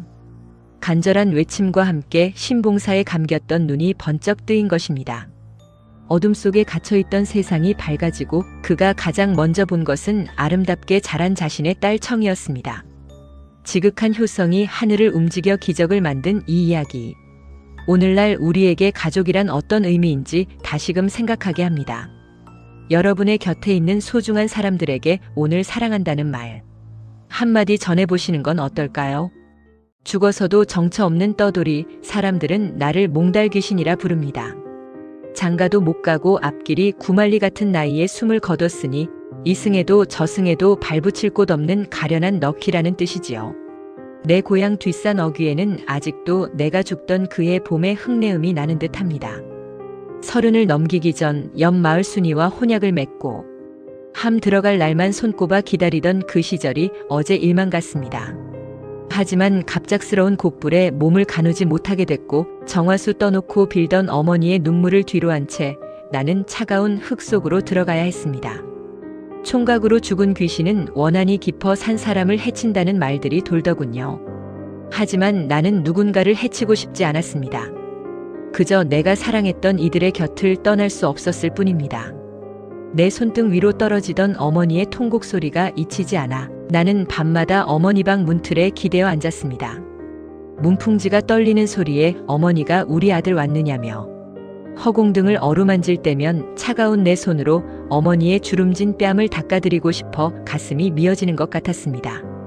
하지만 산 사람과 죽은 사람의 거리는 리길보다 멀어 내 손길은 그저 시린 바람으로만 닿을 뿐이었지요. 세월이 흘러 순이도 다른 집으로 시집을 가고 어머니도 내 곁으로 오셨습니다. 하지만 나는 여전히 이 마을을 떠나지 못합니다. 이제는 할머니가 된 순이가 손주들을 데리고 고개를 넘을 때면 혹여나 돌부리에 걸려 넘어질까봐 보이지 않는 힘으로 그 앞을 평평하게 다독여줍니다. 어느덧 머리가 하얗게 센 순이가 내가 묻힌 뒷산 무덤가를 지나며 나직이 혼잣말을 하더군요. 이보게, 거기 잘 있는가? 자네는 늙지도 않고 그 예쁜 모습 그대로겠구먼. 그 한마디에 가슴속에 맺혀있던 서글픈 응어리가 눈 녹듯 녹아내리는 기분이었습니다. 사람들은 몽달 귀신이 무섭다고들 하지만 사실 우리는 이승의 온기가 그리워 떠나지 못하는 외로운 영혼들일지도 모릅니다. 못다 한 사랑이 아쉬워, 못다 한 효도가 한스러워 그저 바람소리에 섞여 당신들 곁을 맴도는 것이지요. 오늘 밤 당신의 집 마당에 유난히 차가운 바람이 분다면 너무 놀라지 마십시오. 어쩌면 누군가를 지극히 그리워하던 한 외로운 너키, 당신의 안녕을 빌며 잠시 쉬어가는 발걸음일지도 모르니까요. 어르신들 말씀에 세상에서 가장 무서운 귀신이 처녀 귀신, 바로 손각시라고 하지요. 살아생전 꽃 한번 피워보지 못하고 연지 곤지 찍고 시집가는 평범한 꿈마저 바스라진 채 차가운 흙구덩이에 누웠으니 그 맺힌 한이 오죽했겠습니까? 오늘은 그 지독한 한을 품고 구천을 떠돌던 어느 가여운 손각시 이야기를 들려드립니다. 옛날 산세 깊은 마을에 명주라는 곱고 착한 처녀가 살았습니다. 이웃 마을 도령과 혼사가 오가며 사주단자까지 받아둔 참이었지요. 호롱불 아래 홀레복에 수놓던 명주의 얼굴엔 수줍은 미소가 가득했습니다. 드디어 나도 족두리를 쓰는구나. 하지만 운명은 참 야속했습니다. 혼례를 석 달 앞두고 마을에 몹쓸 역병이 돈 겁니다. 젊고 고운 명주도 끔찍한 병마를 피하지 못했습니다. 숨이 넘어가는 와중에도 어머니 옷자락을 쥐고 눈물 흘렸습니다. 어머니, 억울해서 이대로는 못 가요. 야속한 명줄은 거기까지였지요. 붉은 홀례복 대신 삼배 수의를 입고 산에 묻히던 날 하늘에서도 그 한을 아는지 억수같이 비가 쏟아졌습니다. 그날 이후 마을엔 기이한 일이 벌어졌습니다. 딸 밝은 밤이면 우물가에서 여인의 구슬픈 울음이 끊이질 않았습니다. 아이고 아이고 그 소리에 개들도 꼬리를 내렸지요. 밥마실 나간 청년들은 피눈물 흘리는 소복 여인을 보고 혼비백산하기 일쑤였습니다. 총각들이 하나둘 알아눕자 사람들은 공포에 질렸습니다. 손각시가 났다. 명주가 원귀가 된 게야. 결국 어르신들은 용한 무당을 불러 구판을 벌였습니다. 무당이 접신하자 찢어지는 듯한 명주의 목소리가 터졌습니다. 내 짝은 어디 있소? 나도 고운 옷 입고 시집 갈란다. 땅속이 너무 춥고 외롭단 말이오. 사람들은 그제야 깨달았습니다. 명주가 원한 건 산 사람의 목숨이 아니라 평범한 여인으로서의 따뜻한 온기였다는 것을요. 마을 사람들은 정성껏 영혼 결혼식을 올려주었습니다. 지프로 총각 인형을 만들고 무덤가에서 비단옷을 태우며 좋은 곳으로 갈아 달랬습니다. 명주야, 노여움 풀고 따뜻한 저승으로 가거라. 그 마음이 닿았을까요? 그날 이후 우물가에선 더 이상 울음소리가 들리지 않았습니다. 가끔 봄바람이 불 때면 은은한 분꽃 향기만 스쳐 지날 뿐이었지요. 귀신 중에 귀신이라는 송각씨. 그 두려운 모습 뒤엔 누구보다 평범하게 사랑받고 싶었던 한 여인의 눈물이 숨어있던 건 아닐까요? 오늘 밤 밖에서 부는 바람 소리가 예사롭지 않다면 그 옛날 억울하게 눈감아야 했던 송각씨들의 슬픈 한숨 소리일지도 모릅니다. 머리 검은 짐승은 거두는 게 아니라는 말이 있죠. 하지만 여기 사람보다 더 깊은 속내를 지닌 작은 생명의 이야기가 있습니다. 옛날 한 선비가 과거를 보러 한양 가던 길 깊은 산길에서 처절한 까치 울음소리를 듣습니다. 커다란 구렁이가 나무 위 둥지 속 새끼들을 잡아먹으려 위협하고 있었죠. 어미까치는 거대한 구렁이 앞에서 비명을 지르며 파닥거릴 뿐이었습니다. 이를 가엾게 여긴 선비는 활을 쏘아 구렁이를 잡았고 덕분에 까치 가족은 목숨을 건졌습니다. 선비는 참 다행이구나 한마디를 남기고 다시 길을 재촉했습니다. 밤이 깊어 묵을 곳을 찾던 선비 앞에 집 한 채가 나타났습니다. 소복 차림의 여인이 홀로 살고 있었죠. 여인은 따뜻한 밥상을 내어주며 하룻밤 쉬어가라 청했습니다. 잠에 빠지려던 찰나 갑자기 숨이 턱 막혀옵니다. 눈을 떠보니 거대한 백구렁이가 선비의 몸을 칭칭 감고 있었죠. 여인은 사라지고 분노 섞인 구렁이의 목소리만 울려 퍼졌습니다. 내 남편을 죽였으니 내 목숨을 내놓아라. 단 마지막 기회를 주마. 산꼭대기 빈 절터의 종이 동이 트기 전까지 3번 울린다면 하늘의 뜻으로 알고 너를 살려주마. 절망한 선비는 이제 죽었구나 싶어 두 눈을 감았습니다. 아무도 없는 빈 절터의 종이 스스로 울릴 일이 없었으니까요. 그때였습니다. 정적을 깨고 웅장한 종소리가 울렸습니다. 덱마이너스, 덱마이너스, 덱마이너스. 기적 같은 종소리에 당황한 구렁이는 선비를 풀어주고 사라졌습니다. 날이 밝자마자 절터로 달려간 선비는 그만 자리에 주저앉고 말았습니다. 종 아래에는 머리가 깨진 까치 한 마리가 싸늘하게 식어 있었습니다. 선비가 구해준 바로 그 까치였습니다. 은혜를 잊지 않은 까치가 불이 대신 제 머리를 종에 들이받아 목숨 바쳐 종을 울린 것입니다. 선비는 죽은 까치를 양지 바른 곳에 묻어주며 뜨거운 눈물을 흘렸습니다. 여러분 살면서 많은 도움을 받지만 시간이 흐르면 그 고마움을 너무 쉽게 잊진 않나요? 말 못하는 까치도 목숨 바쳐 은혜를 갚는데 우리는 누군가의 손길을 당연하게 여기진 않았을까요? 오늘 소중한 사람에게 고맙다는 인사 한마디 전해보세요. 미물도 아는 그 깊은 도리가 우리 삶을 가장 풍요롭게 만듭니다. 옛날 옛적 탐과 놀이들이 득실되던 시절 이야기입니다. 혹시 영로라고 들어보셨습니까? 비비 소리를 낸다고 해 비비라고도 불리는데 생김새가 참 기괴합니다. 머리는 무시무시한 이무기요, 몸통은 거대한 뱀의 형상을 한 요괴지요. 그런데 이 흉측한 요괴가 백성들 사이에선 오히려 영웅 대접을 받았습니다. 오로지 백성을 괴롭히는 탐과 놀이와 양반 탈을 쓴 도둑놈들만 쏙쏙 골라 삼키는 진기한 괴물이니까요.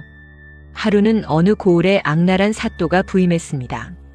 어찌나 독한지 굶주린 백성들의 쌀통까지 털어 제 배를 불렸습니다.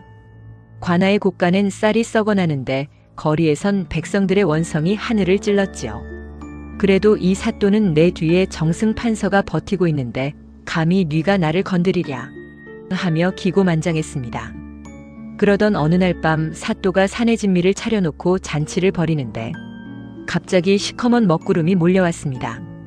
우르릉 쾅쾅 천둥 번개가 천지를 뒤흔들더니 마당 한가운데로 기둥 같은 무언가가 쿵 떨어졌습니다. 흙먼지 속에서 모습을 드러낸 것은 다름 아닌 영노였습니다. 소뚜껑만 한두 눈을 번쩍이며 씩씩거렸습니다. 아전들은 혼비백산에 달아났고 홀로 남은 사또는 덜덜 떨면서도 억지로 호통을 쳤습니다. 내 이놈, 내가 누군지 아느냐? 하늘이 내린 벼슬아치다. 그러자 영노가 낄낄거리며 입을 열었습니다. 내가 지금까지 탐관오리 99마리를 잡아먹었는데 마침 내 놈이 딱 100번째로구나. 너같이 탐욕으로 기름진 놈을 먹어야 내가 승천할 수 있단다. 사또는 그제야 사태를 파악하고 바닥에 납작 엎드려 전 재산을 다 주겠다며 싹싹 빌었습니다. 하지만 영노에게 통할 리 만무했습니다. 금은 보화보다 내 놈의 썩어 빠진 탐욕이 훨씬 달고 맛있지. 너 하나 먹으면 10년은 배가 부르겠구나. 말이 끝나기가 무섭게 영노는 쩍 벌린 입으로 사또를 통째로 삼켜버렸습니다. 비명 한 번 제대로 지르지 못하게 말입니다. 그리고는 먹구름과 함께 호련히 하늘로 솟구쳐 사라졌습니다. 이튿날 텅 빈 관아와 남겨진 곡식을 본 백성들은 그제야 덩실덩실 춤을 추며 만세를 불렀습니다. 예나 지금이나 권력을 쥐고 약자를 괴롭히는 자들은 조심해야 할 겁니다. 눈에 보이지 않을 뿐 지금도 탐관 오리를 쫓는 영노가 시퍼런 눈을 뜨고 내려다보고 있을지 모르니까요. 남몰래 못된 짓 한 놈들 등짝이 서늘해질 영노 이야기였습니다. 어머니, 저 돌아왔습니다. 깊은 산속절로 글공부를 떠났던 아들이 짐 보따리를 메고 불쑥 살인문을 열었습니다. 10년을 기약하고 훌쩍 떠났던 석봉이가 고작 3년 만에 집에 돌아온 것입니다. 어린 마음에 홀로 남은 어머니 생각에 밤마다 눈물 찢다 결국 그리움을 이기지 못하고 하산한 것이죠. 손발이 부르트도록 떡 장사로 아들. 뒷바라지를 하던 어머니는 반가워하기는커녕 떡을 썰던 칼을 멈추고 싸늘하게 묻습니다. 그래, 산속에서 공부는 다 마친 것이냐? 석봉이는 당황했지만 애써 자신만만하게 대답합니다. 네 어머니, 밤낮으로 붓을 잡은 끝에 이제 세상에 더 이상 배울 것이 없습니다. 그 말을 듣자마자 어머니는 곁에 있던 호롱불을 훅 하고 불어 꺼버립니다. 방 안은 순식간에 손바닥도 보이지 않는 칠흑 같은 어둠에 휩싸였죠. 당황한 아들에게 어머니의 단호한 목소리가 떨어집니다. 그렇다면 내기를 하자. 나는 이 어둠 속에서 떡을 썰 테니 너는 종이 위에 글씨를 써보거라. 곧이어 어둠 속에서 사각 일정한 간격으로 어머니의 칼질 소리만 서늘하게 울려 퍼집니다. 석봉이도 질세라 어둠 속에서 붓을 휘둘렀습니다. 자, 이제 불을 켜보거라. 호롱불이 다시 켜지고 방바닥을 내려다본 석봉이는 그만 철푸덕 주저앉고 말았습니다. 어머니가 썰어놓은 떡은 크기와 두께가 한치의 오차도 없이 가지런하고 정갈했습니다. 하지만 자신이 쓴 글씨는 줄이 삐뚤빼뚤 엇나갔고 글자 크기마저 제멋대로인 형편없는 몰골이었습니다. 어머니가 매서운 눈빛으로 꾸짖습니다. 나는 이 어둠 속에서도 마음의 눈으로 떡을 썬다. 그런데 조선의 명필이 되겠다는 내 놈의 글씨가 고작 이 모양이더냐? 내 얄팍한 재주에 자만하였으니 당장 짐을 싸서 다시 산으로 돌아가거라. 어머니의 서리빨 같은 호통에 석봉이는 뜨거운 눈물을 쏟았습니다. 핑계 뒤에 숨었던 자신의 나태함과 교만함을 뼈저리게 뉘우친 것이죠. 아들의 큰 미래를 위해 끓어오르는 정을 모질게 끊어낸 어머니의 매서운 사랑이었습니다. 그날 밤 눈물을 닦고 뒤도 돌아보지 않은 채 다시 험한 산길을 오른 소녀는 훗날 조선 최고의 명필 한석봉이 됩니다. 자식을 위해 눈물을 삼키며 어둠 속에서 칼을 들었던 어머니의 숭고한 마음.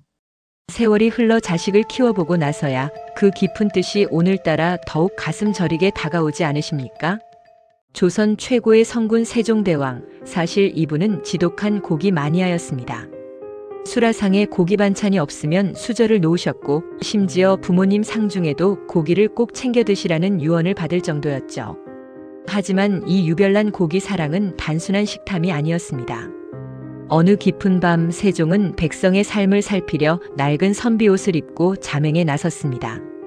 발길이 닿은 곳은 도성 변두리, 파저강 인근에서 온 피난민들이 모여 사는 거친 마을이었지요. 가난한 동네였지만 어느 오두막 담장 너머로 기가 막힌 고기 냄새가 흘러나왔습니다. 시장기를 느낀 세종이 대문을 두드리자 허름한 노인이 손님을 맞았습니다. 지나가는 선비인데 고기 냄새가 너무 좋아 실례를 무릅쓰고 찾아왔소. 혹시 한 점 얻어먹을 수 있겠소? 노인은 투박한 사발에 잘 삶아진 돼지고기 몇 점을 내놓았습니다. 그런데 그 맛이 참 묘했습니다. 궁궐에 기름진 소고기보다 훨씬 쫄깃하고 깊은 단맛이 났던 것이죠. 세종이 감탄하며 물었습니다. 이리 맛난 고기를 가난한 형편에 어찌 두고 계신 게요? 노인이 씁쓸하게 웃으며 답했습니다. 나으리, 이건 파저강 변에서 키우던 우리 집 돼지입니다. 사람도 못 먹는 칡뿌리를 씹으며 버틴 놈이지요. 거칠게 자라 살은 없지만 그만큼 단단하고 영그렇습니다. 우리 백성들 팔자랑 똑 닮은 놈이라 맛이 깊은 게지요. 세종은 고기 한 점을 씹다 말고 멈칫했습니다. 노인의 이어지는 말은 세종의 가슴을 때렸습니다. 사실 이 고기는 제 생일이라 잡은 게 아닙니다. 내일 변방으로 떠나는 어린 손주놈 마지막 배불리 먹이려 잡은 것이지요. 나라에선 땅을 되찾았다고 잔치를 벌인다는데 정작 그 땅을 일굴 아이들은 배를 줄이니 고기 맛이 달면서도 짠 이유는 제 눈물이 섞여서일 겁니다.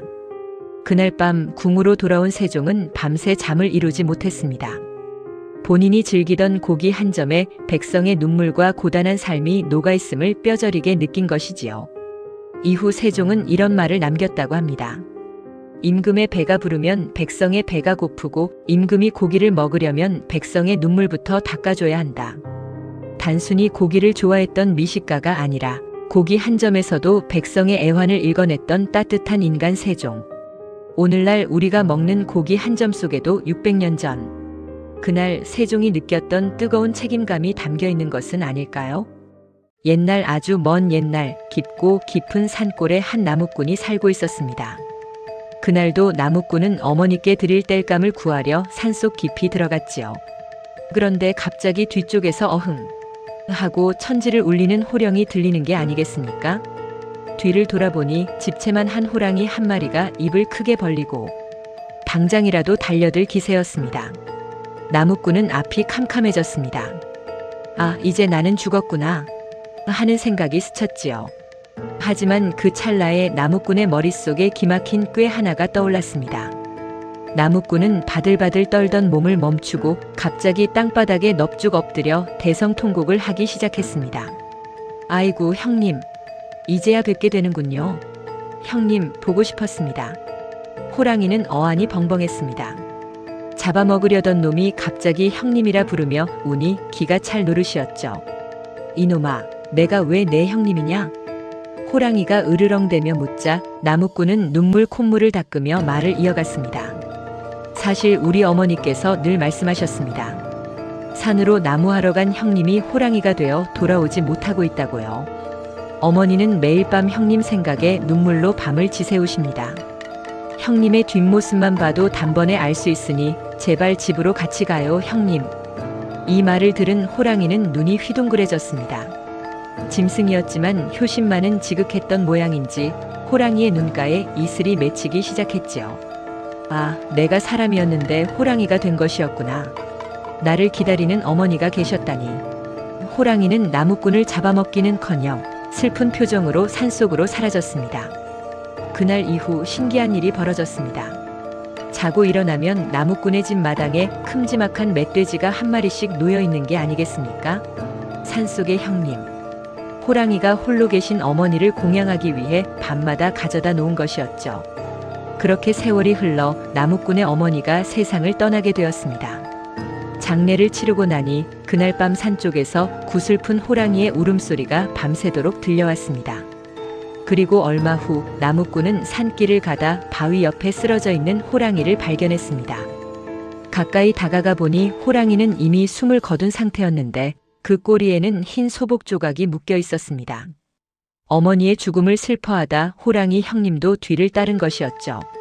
나무꾼은 그제야 자신의 거짓말이 미안해 호랑이를 붙잡고 참회의 눈물을 흘렸습니다.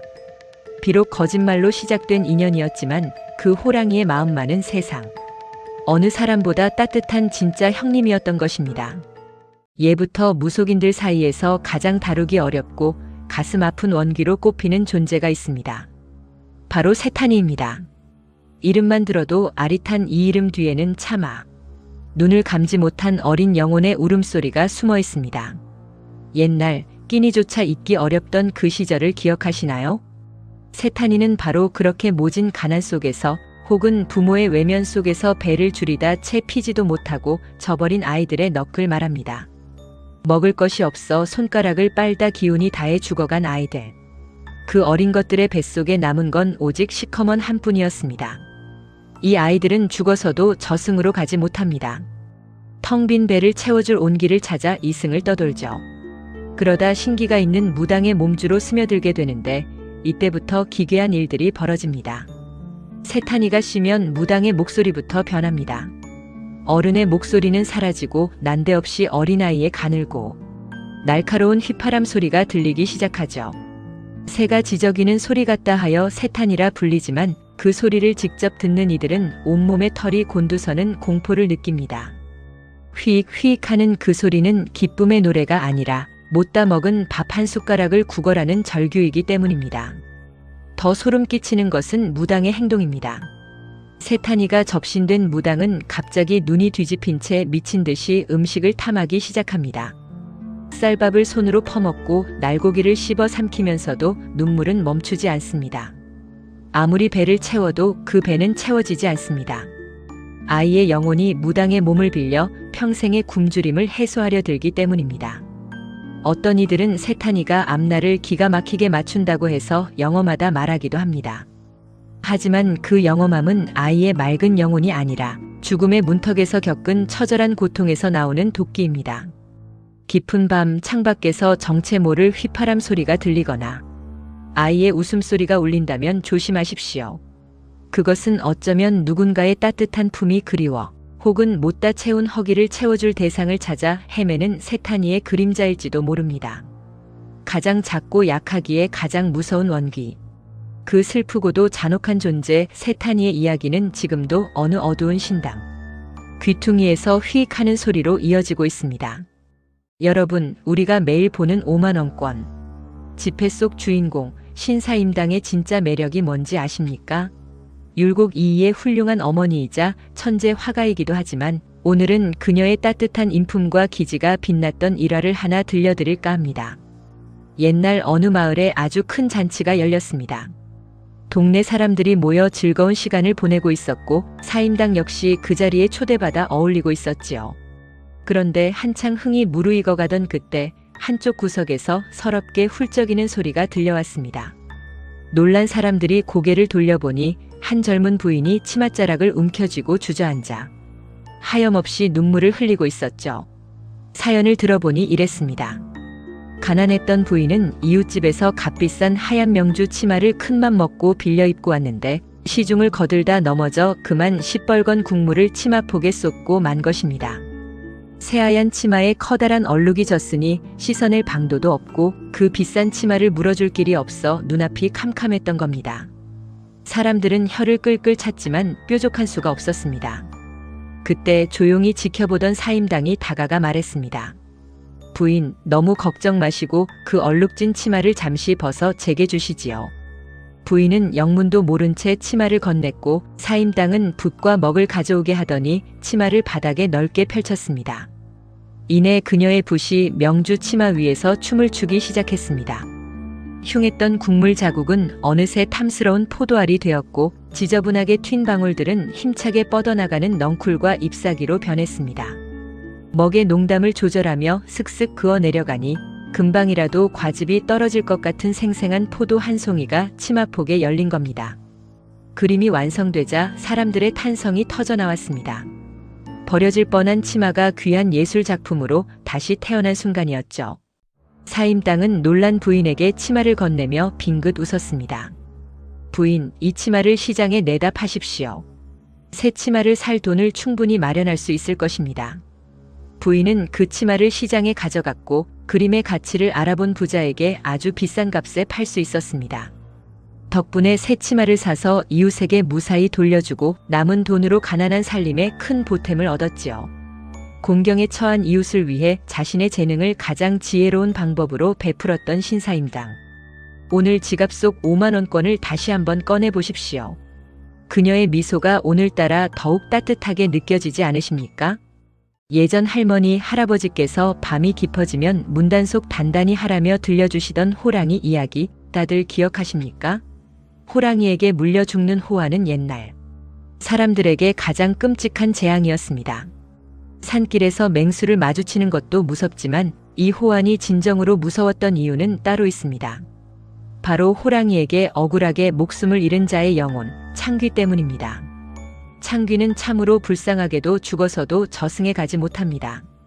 자신을 죽인 호랑이의 노예가 되어 시중을 들어야만 하지요.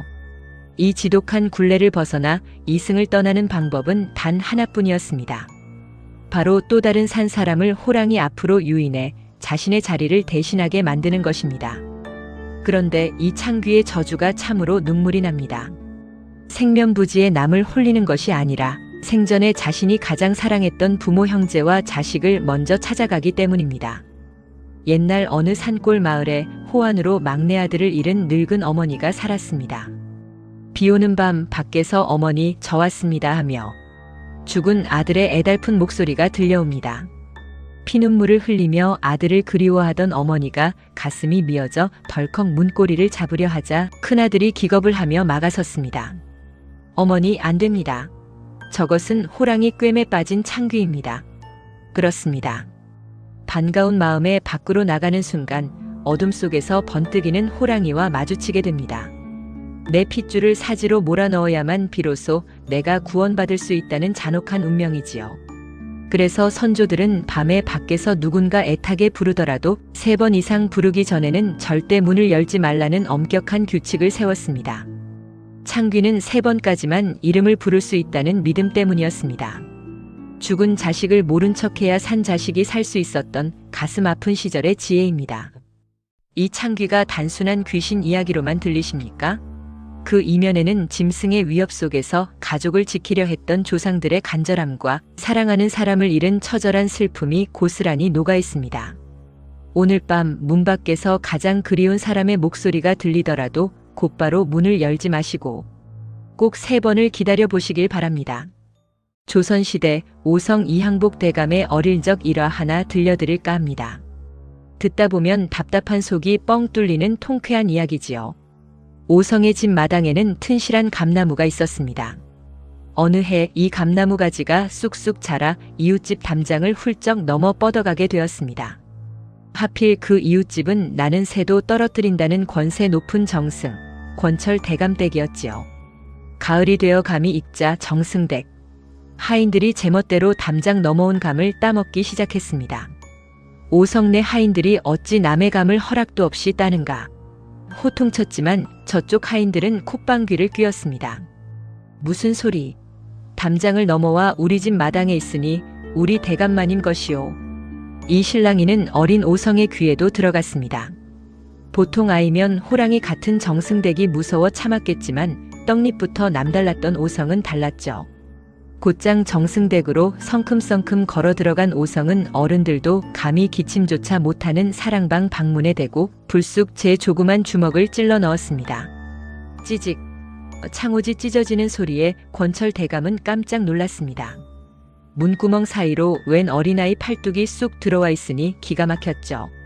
대감이 헛기침하며 엄하게 물었습니다. 네 이놈, 이게 네 팔이냐? 밖에서 당돌한 아이의 목소리가 들려왔습니다. 이 팔이 방 안으로 들어갔으니 이제 대감마님의 팔입니까? 권철 대감은 껄껄 웃으며 대답했습니다. 허허 맹랑한 녀석. 내 몸에 붙어 있으니 당연히 내 팔이 아니더냐. 그 순간 오성이 전곡을 찔렀습니다. 지당하십니다. 방 안으로 넘어가도 제 팔이듯 저희 집 마당에 뿌리를 둔 감나무 가지가 담장을 넘었다 한들 어찌 대감마님 댁의 감입니까? 어찌하여 댁의 하인들은 남의 감을 함부로 따먹는단 말입니까? 아이의 또렷한 논리에 권철 대감은 멈칫했습니다. 권위로 억지를 부릴 수도 있었지만 대감 역시 훌륭한 인물이었습니다. 오성의 지혜와 당당함에 무릎을 치며 호탕하게 웃었지요. 내 말이 옳다. 까지가 넘어왔다고 내 감을 우긴 내 하인들의 잘못이다. 당장 꾸짖고 다시는 그런 일이 없도록 하마. 최고 권력자 앞에서도 주눅 들지 않고 재치로 권리를 당당히 되찾은 오성 이항복. 훗날 명재상이 될 큰 그릇은 어린 시절부터 이렇게 달랐습니다. 살다 보면 억울하고 답답한 일 많으시죠? 그럴 때면 방문을 거침없이 뚫고 들어간 오성의 이 통쾌한 주먹. 한 방을 떠올려 보시는 건 어떨까요? 어릴 적 해가 뉘엿뉘엿 넘어가고 어둠이 깔릴 때면 어르신들이 늘 당부하셨습니다. 밤길에 시커먼 게 웅크리고 있어도 절대 쳐다보지 말고 내 갈 길만 가거라. 그 말씀 속 주인공이 바로 요괴 어둑신이입니다. 인적 드문 밤길을 걷다 보면 발밑에 새까만 덩어리가 불쑥 나타납니다. 처음엔 작은 돌멩이나 웅크린 강아지처럼 초라한 모습이지요. 하지만 놀란 마음에 발걸음을 멈추고 가만히 응시하는 순간 어둑신이가 사람의 시선을 먹고 꿈틀거리기 시작합니다. 이 요괴는 쳐다볼수록 쑥쑥 몸집을 키웁니다. 무릎 높이였던 것이 허리까지 오고 시선을 따라 지붕을 넘어설 만큼 커집니다. 두려움에 사로잡혀 올려다보는 순간 하늘을 가릴 만큼 거대해진 그림자가 온몸을 짓눌러 버리지요. 어둑신이는 사람의 두려움을 먹고 자랍니다. 두려워하며 올려다볼수록 나를 압도하고 숨통을 조여옵니다. 하지만 우리 어르신들은 이 요괴를 물리치는 명쾌한 비법을 아셨습니다. 바로 철저히 무시하는 것입니다. 내까짓 게 무엇냐 하고 콧방귀를 뀌며 시선을 툭 깔아버리면 그만입니다. 겁먹고 올려다보는 대신 묵묵히 내 갈 길만 걸어가면 거대해지던 요괴도 순식간에 쪼그라들어 어둠 속으로 흩어져 버립니다. 우리 인생길에도 마음속 어둑신이가 찾아오곤 합니다. 까닭 없는 불안, 내일에 대한 걱정, 지난날의 후회 같은 것들 말입니다. 처음엔 조그만 걱정거리였는데 들여다볼수록 덩치를 키워 마음 전체를 짓누르곤 하지요. 그럴 땐 옛 어르신들의 지혜를 떠올려 보십시오. 불안이 찾아올 땐 그저 툭툭 털어내고 지금 내디뎌야 할 발밑의 길만 바라보는 겁니다. 내까짓 걱정이 내 단단한 삶을 흔들 수 없다라며 당당하게 딴청을 피워보세요. 우리가 시선을 거두고 씩씩하게 살아가는 순간 마음속 어둑신이도 먼지처럼 사라질 것입니다. 오늘 밤은 웅크린 잔걱정일랑 모두 내려놓으시고 그저 평안하고 따뜻한 밤 보내시길 바랍니다. 성웅 이순신 장군이 신비로운 영적인 존재의 도움으로 절체절명의 위기에서 목숨을 건진 적이 있다는 사실 알고 계셨습니까? 하늘이 조선을 구하기 위해 장군에게 내렸던 소름 돋는 기적, 바로 그 기이한 예지몽 이야기를 지금부터 들려드리겠습니다. 때는 임진왜란 치열한 전운이 바다를 붉게 물들이던 어느 날 밤이었습니다. 밤낮을 가리지 않고 이어지는 전투와 지독한 전염병에 시달리던 이순신 장군은 피로를 이기지 못하고 곁에 칼을 둔 채 깜빡 선잠에 빠져들었습니다. 밖에서는 으스스한 밤바람만이 불어오고 있었죠. 그런데 평소와는 다르게 등골을 서늘하게 만드는 묘한 기운이 막사 안을 감돌기 시작했습니다. 장군의 꿈속 짙은 안개가 자욱하게 깔린 곳에서 기이한 옛 복장을 한 백발의 노인이 호련히 모습을 드러냈습니다. 범상치 않은 기운을 풍기며 다가온 노인은 곤히 잠든 장군을 향해 갑자기 벼락 같은 불호령을 내리며 발로 세차게 걷어찼습니다. 당장 일어나라. 간악한 적들이 코앞에 이르렀거늘 어찌하여 잠만 자고 있느냐. 그 쩌렁쩌렁한 호통 소리에 혼비백산하여 깜짝 놀란 장군이 번쩍 눈을 떴을 때 그의 등과 이마에는 식은땀이 비 오듯 쏟아지고 있었습니다. 심장은 금방이라도 터질 듯이 뛰고 있었죠. 장군은 이 생생하고도 기괴한 꿈이 단순한 헛것이 아님을 단번에 직감했습니다. 필시 나라를 걱정하는 조상신이나 천지신명이 위기를 알려주신 것이라 여겼습니다. 지체할 시간이 없었습니다. 황급히 밖으로 뛰쳐나간 장군은 즉각 전군을 깨우고 비상전투 태세를 갖추라 명을 내렸습니다. 깊은 밤 갑작스러운 비상사태의 부하들은 영문을 몰라 어리둥절했지만 장군의 서슬퍼런 명령에 일사불란하게 진영을 갖추고 숨을 죽인 채 어두운 밤바다만 예의주시했습니다. 그리고 잠시 후 모두의 등골을 서늘하게 만드는 광경이 펼쳐졌습니다. 칠흑 같은 어둠과 안개를 틈타 조선 수군의 진영을 기습하려던 외선들이 유령처럼 슬그머니 그 모습을 드러낸 것입니다. 하지만 이순신 장군의 함대는 이미 만반의 준비를 마치고 덫을 놓은 채 기다리고 있었습니다. 적들이 사정권에 들어오자마자 조선의 판옥선들은 무자비하게 화포를 뿜어내며 기습해온 왜적들을 그야말로 산산조각 내버렸습니다. 통쾌한 승리였습니다. 만약 그 백발 노인의 서늘한 경고가 없었다면 무방비 상태로 자고 있던 장군은 물론이고 조선의 앞날마저 캄캄한 저 바다 밑으로 가라앉았을지도 모를 일입니다. 하늘이 낸 영웅을 돕기 위해 천지신명마저 나섰던 기적 같은 예지몽 이야기. 선조들의 지혜와 신비로운 기운이 듬뿍 담긴 이 이야기가 흥미로우셨다면 구독과 좋아요 부탁드립니다. 시청자 여러분의 오늘 밤 꿈속에도 대운을 알리는 좋은 기운이 깃드시길 기원합니다. 영조 38년 한여름에 뙤약볕이 끓어오르던 창경궁 앞들. 아버지는 유일한 아들에게 서술 펄언명을 내립니다. 자결하라. 아들은 살려달라며 피가 나도록 돌바닥에 이마를 찧었지만 늙은 왕의 결심은 얼음장처럼 차가웠습니다. 결국 세자는 가로세로 1m, 남짓한 비좁은 나무 괴짝, 뒤주 안으로 억지로 밀려 들어갔습니다. 쿵! 육중한 뚜껑이 닫히는 순간 조선 역사상 가장 참혹한 8일간의 생지옥문이 열렸습니다. 첫날과 이튿날 어두운 뒤주 안은 살고자 하는 짐승 같은 절규로 가득 찼습니다. 한증막 같은 열기 속에서 세자는 무릎조차 펴지 못한 채 온몸이 꺾이는 고통에 시달렸습니다. 아바마마, 내가 다 잘못하였사옵니다. 손톱이 모두 빠지도록 나무벽을 긁어댔지만 밖에서는 매정한 군졸들의 발소리만 들려왔습니다. 물 한 모금 넘기지 못한 육체는 무서운 속도로 허물어졌고 닷새째 되던 날 완벽한 어둠과 굶주림은 끔찍한 환각의 문을 열어 젖혔습니다. 과거 광증에 시달리며 베어 죽였던 망자들이 피투성이가 된 채 뒤주 안으로 기어나와 세자의 숨통을 조여왔습니다. 원기들의 저주 섞인 속삭임 속에 세자는 소리 없는 비명만 내질렀습니다. 이랬째 기적처럼 소나기가 쏟아졌습니다. 세자는 바닥을 기어 나무 틈새로 스며드는 흙탕물을 하찼습니다. 그 순간 눈부신 빛과 함께 가장 잔인한 환상이 펼쳐졌습니다. 따뜻한 햇살 아래 다정했던 아버지가 손을 내미는 환상이었습니다. 세자야, 이제 그만 나오너라. 세자는 하염없이 눈물을 흘리며 그 손을 잡으려 뻗었지만 닿은 것은 차가운 나무 벽뿐이었습니다. 아름다웠던 구원의 환상은 그렇게 산산조각 났습니다. 8일째 되던 날 살기 위해 나무를 긁어대던 소리조차 영원히 멈추었습니다. 지독한 악취 속에 태아처럼 웅크린 채 굳어버린 아들의 시신 위로 무심한 여름 햇살만이 쏟아지고 있었습니다. 사도세자의 8일은 그렇게 가장 슬프고 잔혹한 이름으로 남았습니다. 아이고, 시어른들 눈치 보느라 꾹꾹 참았더니 며느리 속병이 단단히 났다는 이야기 들어보셨습니까? 옛날 어느 부잣집에 얼굴 고운 새댁이 시집을 왔습니다. 그런데 집안 분위기가 어찌나 엄격한지 시아버지 헛기침 소리 한 번에도 벌벌 떨어야 했지요. 그러니 새댁은 맘 편히 생리현상 한 번 해결을 못하고 그저 방귀를 꾹꾹 참기만 했습니다. 봄꽃 같던 새댁의 뺨이 날이 갈수록 누렇게 뜨고 밥도 못 넘기며 시름시름 알아눕자온 집안에 비상이 걸렸습니다. 보다 못한 시아버지가 안타까운 마음에 넌지시 이유를 물었지요.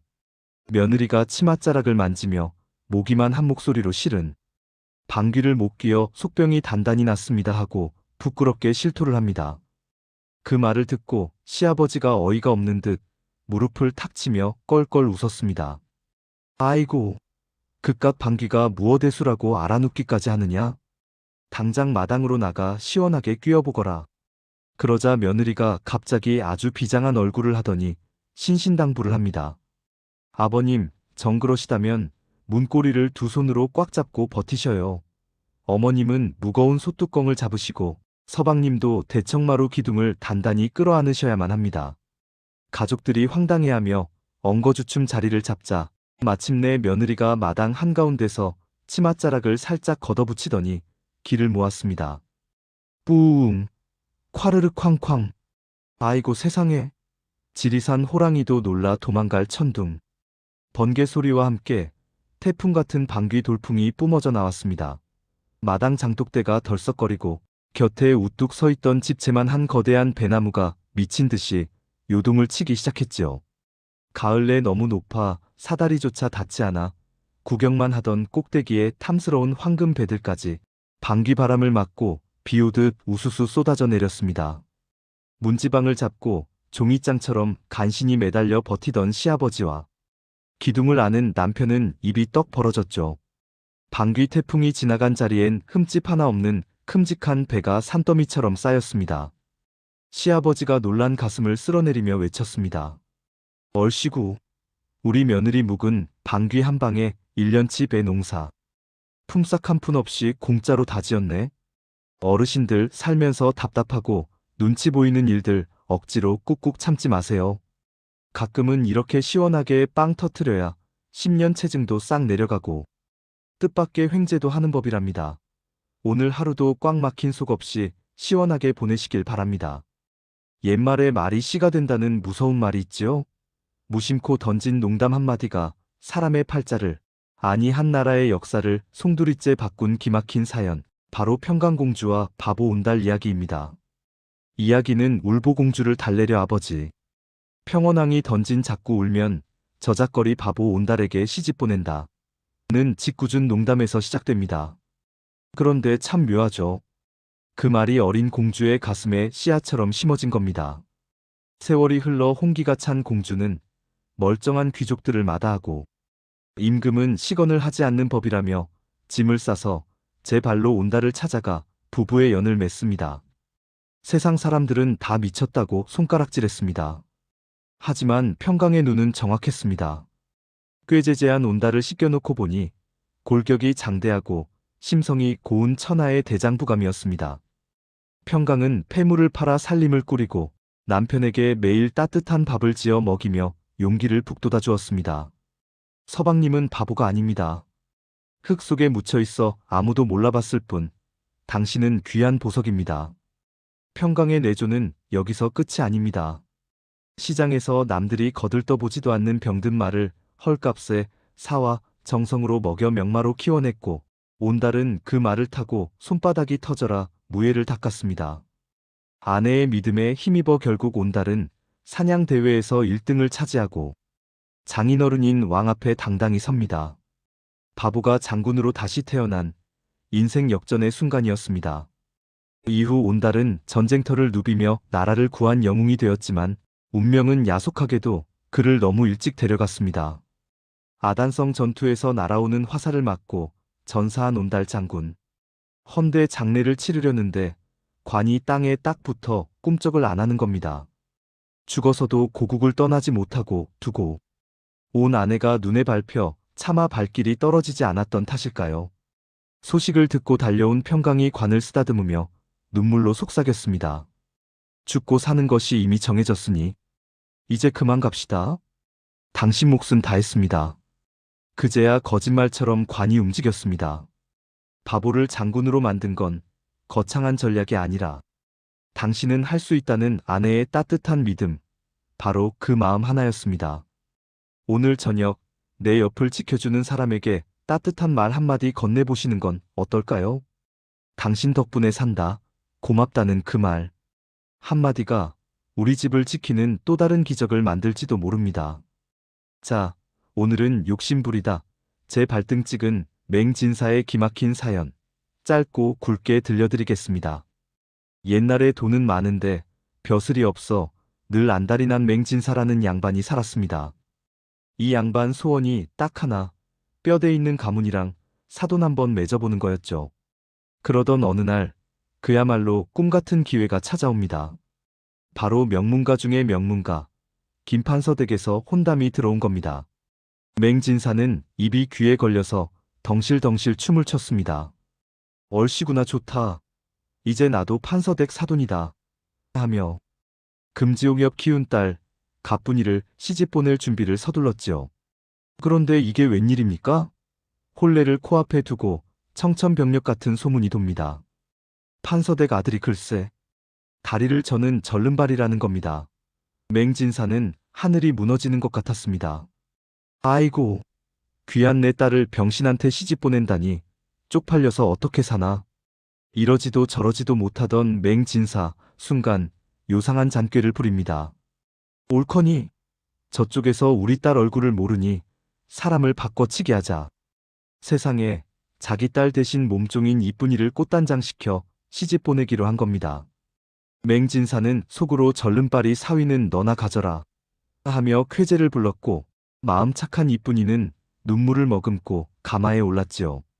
드디어 혼례날 맹진사는 문 뒤에 숨어 키득거리며 신랑이 들어오기만을 기다렸습니다. 그런데 대문이 열리고 신랑이 들어오는데 어라 어라라 절름발이라던 신랑이 웬걸 훤칠한 키에 걸음걸이도 성큼성큼 아주 멀쩡한 천하의 대장부가 들어오는 게 아니겠습니까?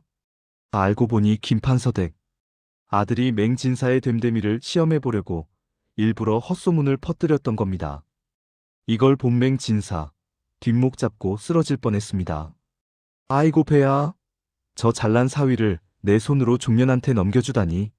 아이고 배야. 땅을 치고 후회했지만 이미 물은 엎질러진 뒤였습니다. 결국 착한 하녀 이쁜이는 판서댁 며느리가 되어 호강하고 욕심쟁이 맹진사는 온 동네 비웃음거리가 되고 말았습니다. 여러분, 사람 겉모습만 보고 판단하다가는 맹진사처럼 큰 코 다칩니다. 부디 눈앞의 욕심보다는 사람의 진심을 먼저 보는 지혜로운 분들이 되시길 바랍니다. 팩트체크와 공포의 시작밤에 휘파람 불면 뱀 나온다. 다들 들어보셨죠? 근데 충격적인 사실 하나 알려드릴까요? 사실 뱀은 귀가 퇴화해서 공기 중의 소리를 거의 못 듣습니다. 여러분의 휘파람 소리를 못 듣는다는 거죠. 그럼 옛 어른들은 도대체 밤에 기어나오는 무엇을 보고 뱀이라고 돌려 말했을까요? 시골 할머니 댁에서 직접 겪은 일입니다. 새벽 2시, 너무 심심해서 마당에서 휘파람을 불었어요. 효과음 휘휘. 그런데 대문 너머 대나무 숲에서 누군가 제 소리를 똑같이 따라 하는 겁니다. 휘, 익. 처음엔 동네 사람인 줄 알고 장난기가 발동해서 더 크게 불었죠. 그러자 소리가 순식간에 대문 바로 앞까지 다가왔습니다. 뱀이 아니었다 그때였습니다. 대문 밑 주먹만 한 틈새로 무언가 스르륵 기어 들어왔습니다. 저는 큰 구렁이인 줄 알고 뒷걸음질 쳤는데 달빛에 비친 걸 보고 얼어붙고 말았습니다. 그건 뱀이 아니라 사람의 머리였습니다. 창백한 남자가 바닥에 뺨을 딱 붙이고 팔다리를 뱀처럼 기괴하게 꺾은 채 좁은 대문 틈으로 억지로 몸을 구겨 넣으며 기어 들어오고 있었습니다. 저와 눈이 마주치자 그가 찢어진 입으로 웃으며 휘파람을 불더군요. 찻, 아, 따, 휘, 익. 금기의 진실 비명을 지르며 도망쳤고 다음날 할머니는 마당에 소금을 뿌리며 이렇게 말씀하셨습니다. 밤 휘파람은 산 짐승을 부르는 게 아니다. 소리로 길을 찾는 객귀를 부르는 거야. 그들은 땅의 음기에 묶여 있어서 서서 걷지 못하고 뱀처럼 배를 땅에 깔고 기어온다고 합니다. 그래서 옛날 사람들은 그 끔찍한 모습을 보고 뱀이라고 경고했던 거죠. 경고 지금 혹시 이 영상을 보고 무심코 따라 해보고 싶으신가요? 절대 하지 마세요. 방금 당신 등 뒤 창문 틈으로 누군가 당신의 입술을 쳐다보고 있을지도 모르니까요. 반갑습니다, 선생님들. 우리 민족의 시조단군 왕검 이야기 다들 잘 아시죠? 그런데 곰과 호랑이의 운명을 가른 게 과연 무엇이었을까요? 하늘에서 내려온 환웅이 곰과 호랑이에게 쑥과 마늘만 주며 햇빛을 보지 말고 100일을 버텨라 했을 때 사실 그건 지옥 훈련이나 다름없었습니다. 칠흑 같은 어둠, 맵고 아린 마늘의 도끼. 상상만 해도 속이 쓰리지 않습니까? 성질 급한 호랑이는 결국 못 참고 소리쳤습니다. 에라이, 맹수의 왕인 내가 고기도 못 먹고 풀만 뜯다니. 나는 못하겠다. 하며 며칠 만에 뛰쳐나가 버렸죠. 반면 곰은 그 쓰라린 속을 부여잡고 끝까지 버텼습니다. 마치 우리 부모님들이 배고픔과 서름을 묵묵히 견디며 자식들을 키워낸 그 한과 인내처럼 말입니다. 그 기적 같은 끈기 덕분에 곰은 아름다운 여인 웅녀가 되었고 환웅과 결혼해 낳은 아들이 바로 고조선을 세운 단군왕검입니다. 우리가 수많은 전쟁과 가난, IMF 같은 위기를 겪고도 오뚜기처럼 다시 일어선 저력. 그게 다 곰 할머니의 뚝심 DNA를 물려받았기 때문 아닐까요? 호랑이처럼 포기하지 않고 곰처럼 우직하게. 인생을 읽어오신 여러분이 바로 이 시대의 진정한 영웅이자 단군의 후예입니다. 이야기가 좋으셨다면 구독과 좋아요 부탁드립니다. 여러분, 주인 없는 강물을 팔아서 돈벼락을 맞은 사나이가 있습니다. 조선 최고의 배짱꾼, 봉이 김선달의 기막힌 이야기입니다. 평양 대동강가 한양 상인들이 맑은 강물을 보며 탐을 냅니다. 이를 지켜보던 김선달은 무릎을 탁 쳤습니다. 그래, 저 욕심쟁이들의 주머니를 털어보자. 선달은 미리 물지개꾼들에게 엽전을 나눠주며 입을 맞춥니다. 내일부터 물을 퍼갈 때마다 나한테 돈을 내는 척만 하게. 나중에 수고비는 톡톡히 챙겨줌세. 다음 날 상인들이 보니 지게꾼들이 줄을 서서 선달에게 돈을 바치고 있는 게 아니겠습니까? 여보시오. 왜 저 선비에게 돈을 내는 거요? 상인들이 묻자 선달이 거드름을 피웁니다. 이 강은 우리 조상 대대로 내려온 내 소유요. 상인들은 눈이 뒤집혔습니다. 결국 그들은 수억 원의 거금을 선달에게 바치고 강물을 통째로 삽니다. 돈을 챙긴 선달은 사라지고 다음 날 상인들은 물값을 받으려다 몰매만 맞습니다. 임자 없는 강물을 누가 판단 말이냐. 욕심쟁이 상인들을 통쾌하게 골탕 먹인 김선달. 여러분은 어떻게 보셨나요? 구독과 좋아요는 큰이 됩니다. 비가 억수같이 쏟아지는 밤이면 어르신들이 들려주던 무서운 전설이 있습니다. 바로 말 한마디 때문에 피눈물을 흘린 이무기 이야기입니다.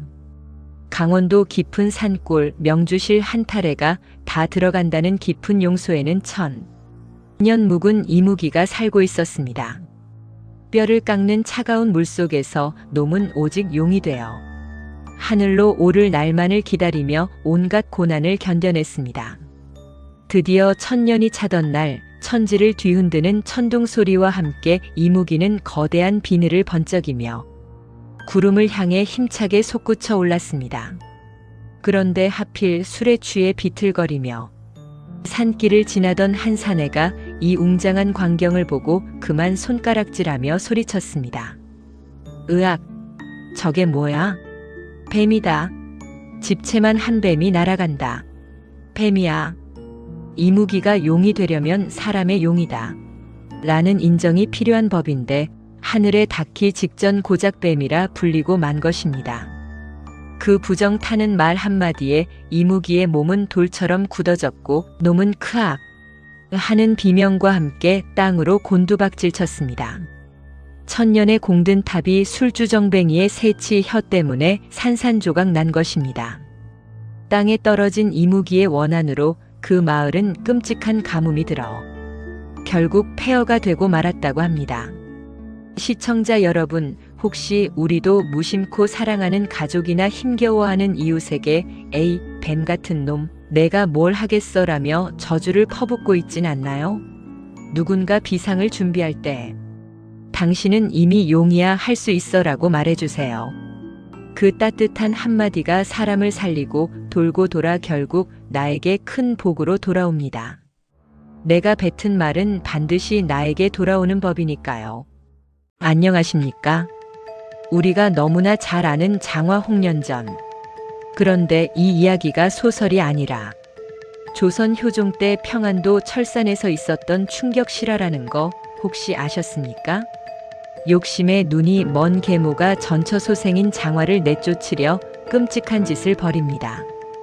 어느 날 밤 계모는 큰 쥐를 잡아 껍질을 벗기고는 피가 뚝뚝 떨어지는 징그러운 걸 자고 있는 장화의 이불 속에 몰래 집어넣었지요. 다음 날 아침 계모는 처녀 방에서 낙태한 핏덩이가 나왔다. 며 동네방네 소리쳐 더러운 누명을 씌웠습니다. 억울함을 못 이긴 장화와 홍련 자매는 결국 연못에 몸을 던져 원혼이 되고 말았죠. 그 뒤로 부임하는 사또마다 밤에 귀신을 보고 놀라 줄줄이 죽어나갔는데 이때 담력 좋은 명판관 전동을 사또가 부임합니다. 사또는 귀신의 하소연을 듣고 증거로 남겨둔 그 핏덩이를 가져와 칼로 갈라봅니다. 세상에, 그 속에서 사람 태아가 아닌 쥐의 뼈가 쏟아져 나왔습니다. 모든 게 계모의 자작극임이 밝혀지는 순간이었죠. 결국 악독한 계모는 능지처참을 당하며 비참한 최후를 맞았습니다. 억울한 원혼을 달래준 통쾌한 이야기. 역시 죄짓고는 못 사는 법, 사필귀정이지요. 가슴 뻥 뚫리는 옛날 이야기 더 듣고 싶으시다면 지금 바로 구독 버튼 꾹 눌러주세요. 저승사자도 목말린 칠성 할배의 한수. 옛말에 호랑이 굴에 가도 정신만 차리면 산다죠. 여기 죽을 운명 앞에서도 저승사자. 멱살 잡고 수명을 20년이나 늘린 전설의 인물이 있습니다. 바로 강원도 칠성 할배의 기막힌 이야기입니다. 비역수같이 오는 밤 저승사자가 잡으러 왔는데 할배는 눈 하나 깜짝 안 합니다. 오히려 김이 모락모락 나는 닭백숙에 잘 익은 묵은지까지 얹어 막걸리 한 상을 척 내밀죠. 저승길도 식후경인데 목이나 축이고 가슈. 그 구수한 냄새에 홀려 술을 받아 마신 저승사자 취기가 오르자 덜컥 수명을 건 내기 장기에 응하고 맙니다. 하지만 신을 이길 수 있나요? 할배가 외통수에 몰려 식은땀이 줄줄 흐르는 위기에 처했죠. 바로 그때 아이고 술 떨어졌네. 여보게. 할배가 요란을 떨며 사자의 시선을 뺏고는 눈보다 빠르게 불리한 장기알을 싹 바꿔치기 해버립니다. 귀신도 속을 타짜 기술이었죠. 결국 졌다고 착각한 저승사자 에잉 약속은 약속이니 하며 명부에 적힌 79, 79의 획을 그어 99, 99로 고쳐주고 떠났답니다. 피할 수 없는 순간에도 배짱과 여유를 잃지 않는 것, 그게 바로 장수의 비결 아닐까요? 여러분도 오늘 하루 칠성 할배처럼 즐겁게 보내세요. 30대 직장인 민준 씨에게 그날 밤은 평생 잊을 수 없는 악몽이었습니다. 꽉 막힌 고속도로를 피해 선택한 강원도의 깊은 산골, 가로등 하나 없는 구도로가 그 시작이었습니다. 설상가상으로 억수 같은 장대비가 쏟아졌고 산 중턱에서 차가 덜컹거리더니 하얀 연기를 내뿜으며 멈춰 서고 말았습니다. 민준 씨는 비상조치를 위해 차 밖으로 나갔습니다. 빗물 냄새 사이로 썩은 달걀 같은 비릿한 악취가 코를 찔렀습니다. 그때 도로 건너편 숲속에 흰 원피스를 입은 여자가 보였습니다. 민준 씨는 반가운 마음에 도움을 요청했지만 그녀는 대답 없이 스르르 미끄러지듯 다가왔습니다. 자세히 보니 그녀의 치마 밑에는 발이 없었습니다. 허공을 딛고 다가오는 존재였습니다. 공포에 질려 꼼짝도 못하는 사이 그녀가 코앞까지 다가와 고개를 들었습니다. 젖은 머리카락 사이로 드러난 얼굴에는 눈도 코도 입도 없었습니다. 매끈한 달걀 껍질 같은 피부만 덩그러니 있는 달걀 귀신이었습니다. 순간 그 매끈한 얼굴 가죽이 찢어지며 머릿속을 찌르는 목소리가 들렸습니다. 네. 얼굴. 민준 씨는 비명을 지르며 차 안으로 도망쳐 문을 잠갔습니다. 하지만 귀신은 창문에 얼굴을 뭉개며 유리처럼 스며들어오려 했습니다. 제발. 그 순간 기적처럼 시동이 걸렸고 민준 씨는 뒤도 돌아보지 않고 엑셀을 밟아 산길을 탈출했습니다. 한참을 달려 불 켜진 편의점 앞에 도착해서야 그는 안도의 한숨을 내쉬었습니다. 하지만 조수석 창문을 폭우가 쏟아지는 소백산 자락, 길을 잃은 선비. 청우는 홀로 집을 지키는 아름다운 여인의 기와집에 머물게 됩니다. 하지만 등잔불에 비친 그녀의 그림자는 사람이 아니었습니다. 9갈래로 갈라진 꼬리가 짐승처럼 일렁이고 있었죠. 정체가 탄로나자 구미호는 본색을 드러냅니다. 인간이 되기 위해 999명의 간을 먹었다. 이제 내 놈의 간만 있으면 난 내일 아침 사람이 된다. 죽음의 문턱에서 선비는 피하는 대신 그녀의 눈을 똑바로 응시하며 말했습니다. 짐승의 마음으로 사람의 탈을 쓴들 무슨 의미가 있겠느냐. 진정한 사람이란 껍데기가 아니라 그 속의 자비와 도리를 아는 존재다. 평생 자신을 괴물로만 보던 인간들 사이에서 처음으로 자신을 꾸짖으며 사람 대접을 해준 선비의 말에 구미호는 멈칫합니다. 결국 구미호는 살기 대신 눈물을 흘리며 새벽 안개 속으로 사라졌습니다. 다음 날 선비의 곁엔 하얀 여우 털 한 뭉치만이 남았습니다. 짐승보다 못한 인간이 넘쳐나는 세상. 구미호는 어쩌면 선비의 입을 통해 진짜 사람이 되는 길을 배웠던 것이 아닐까요?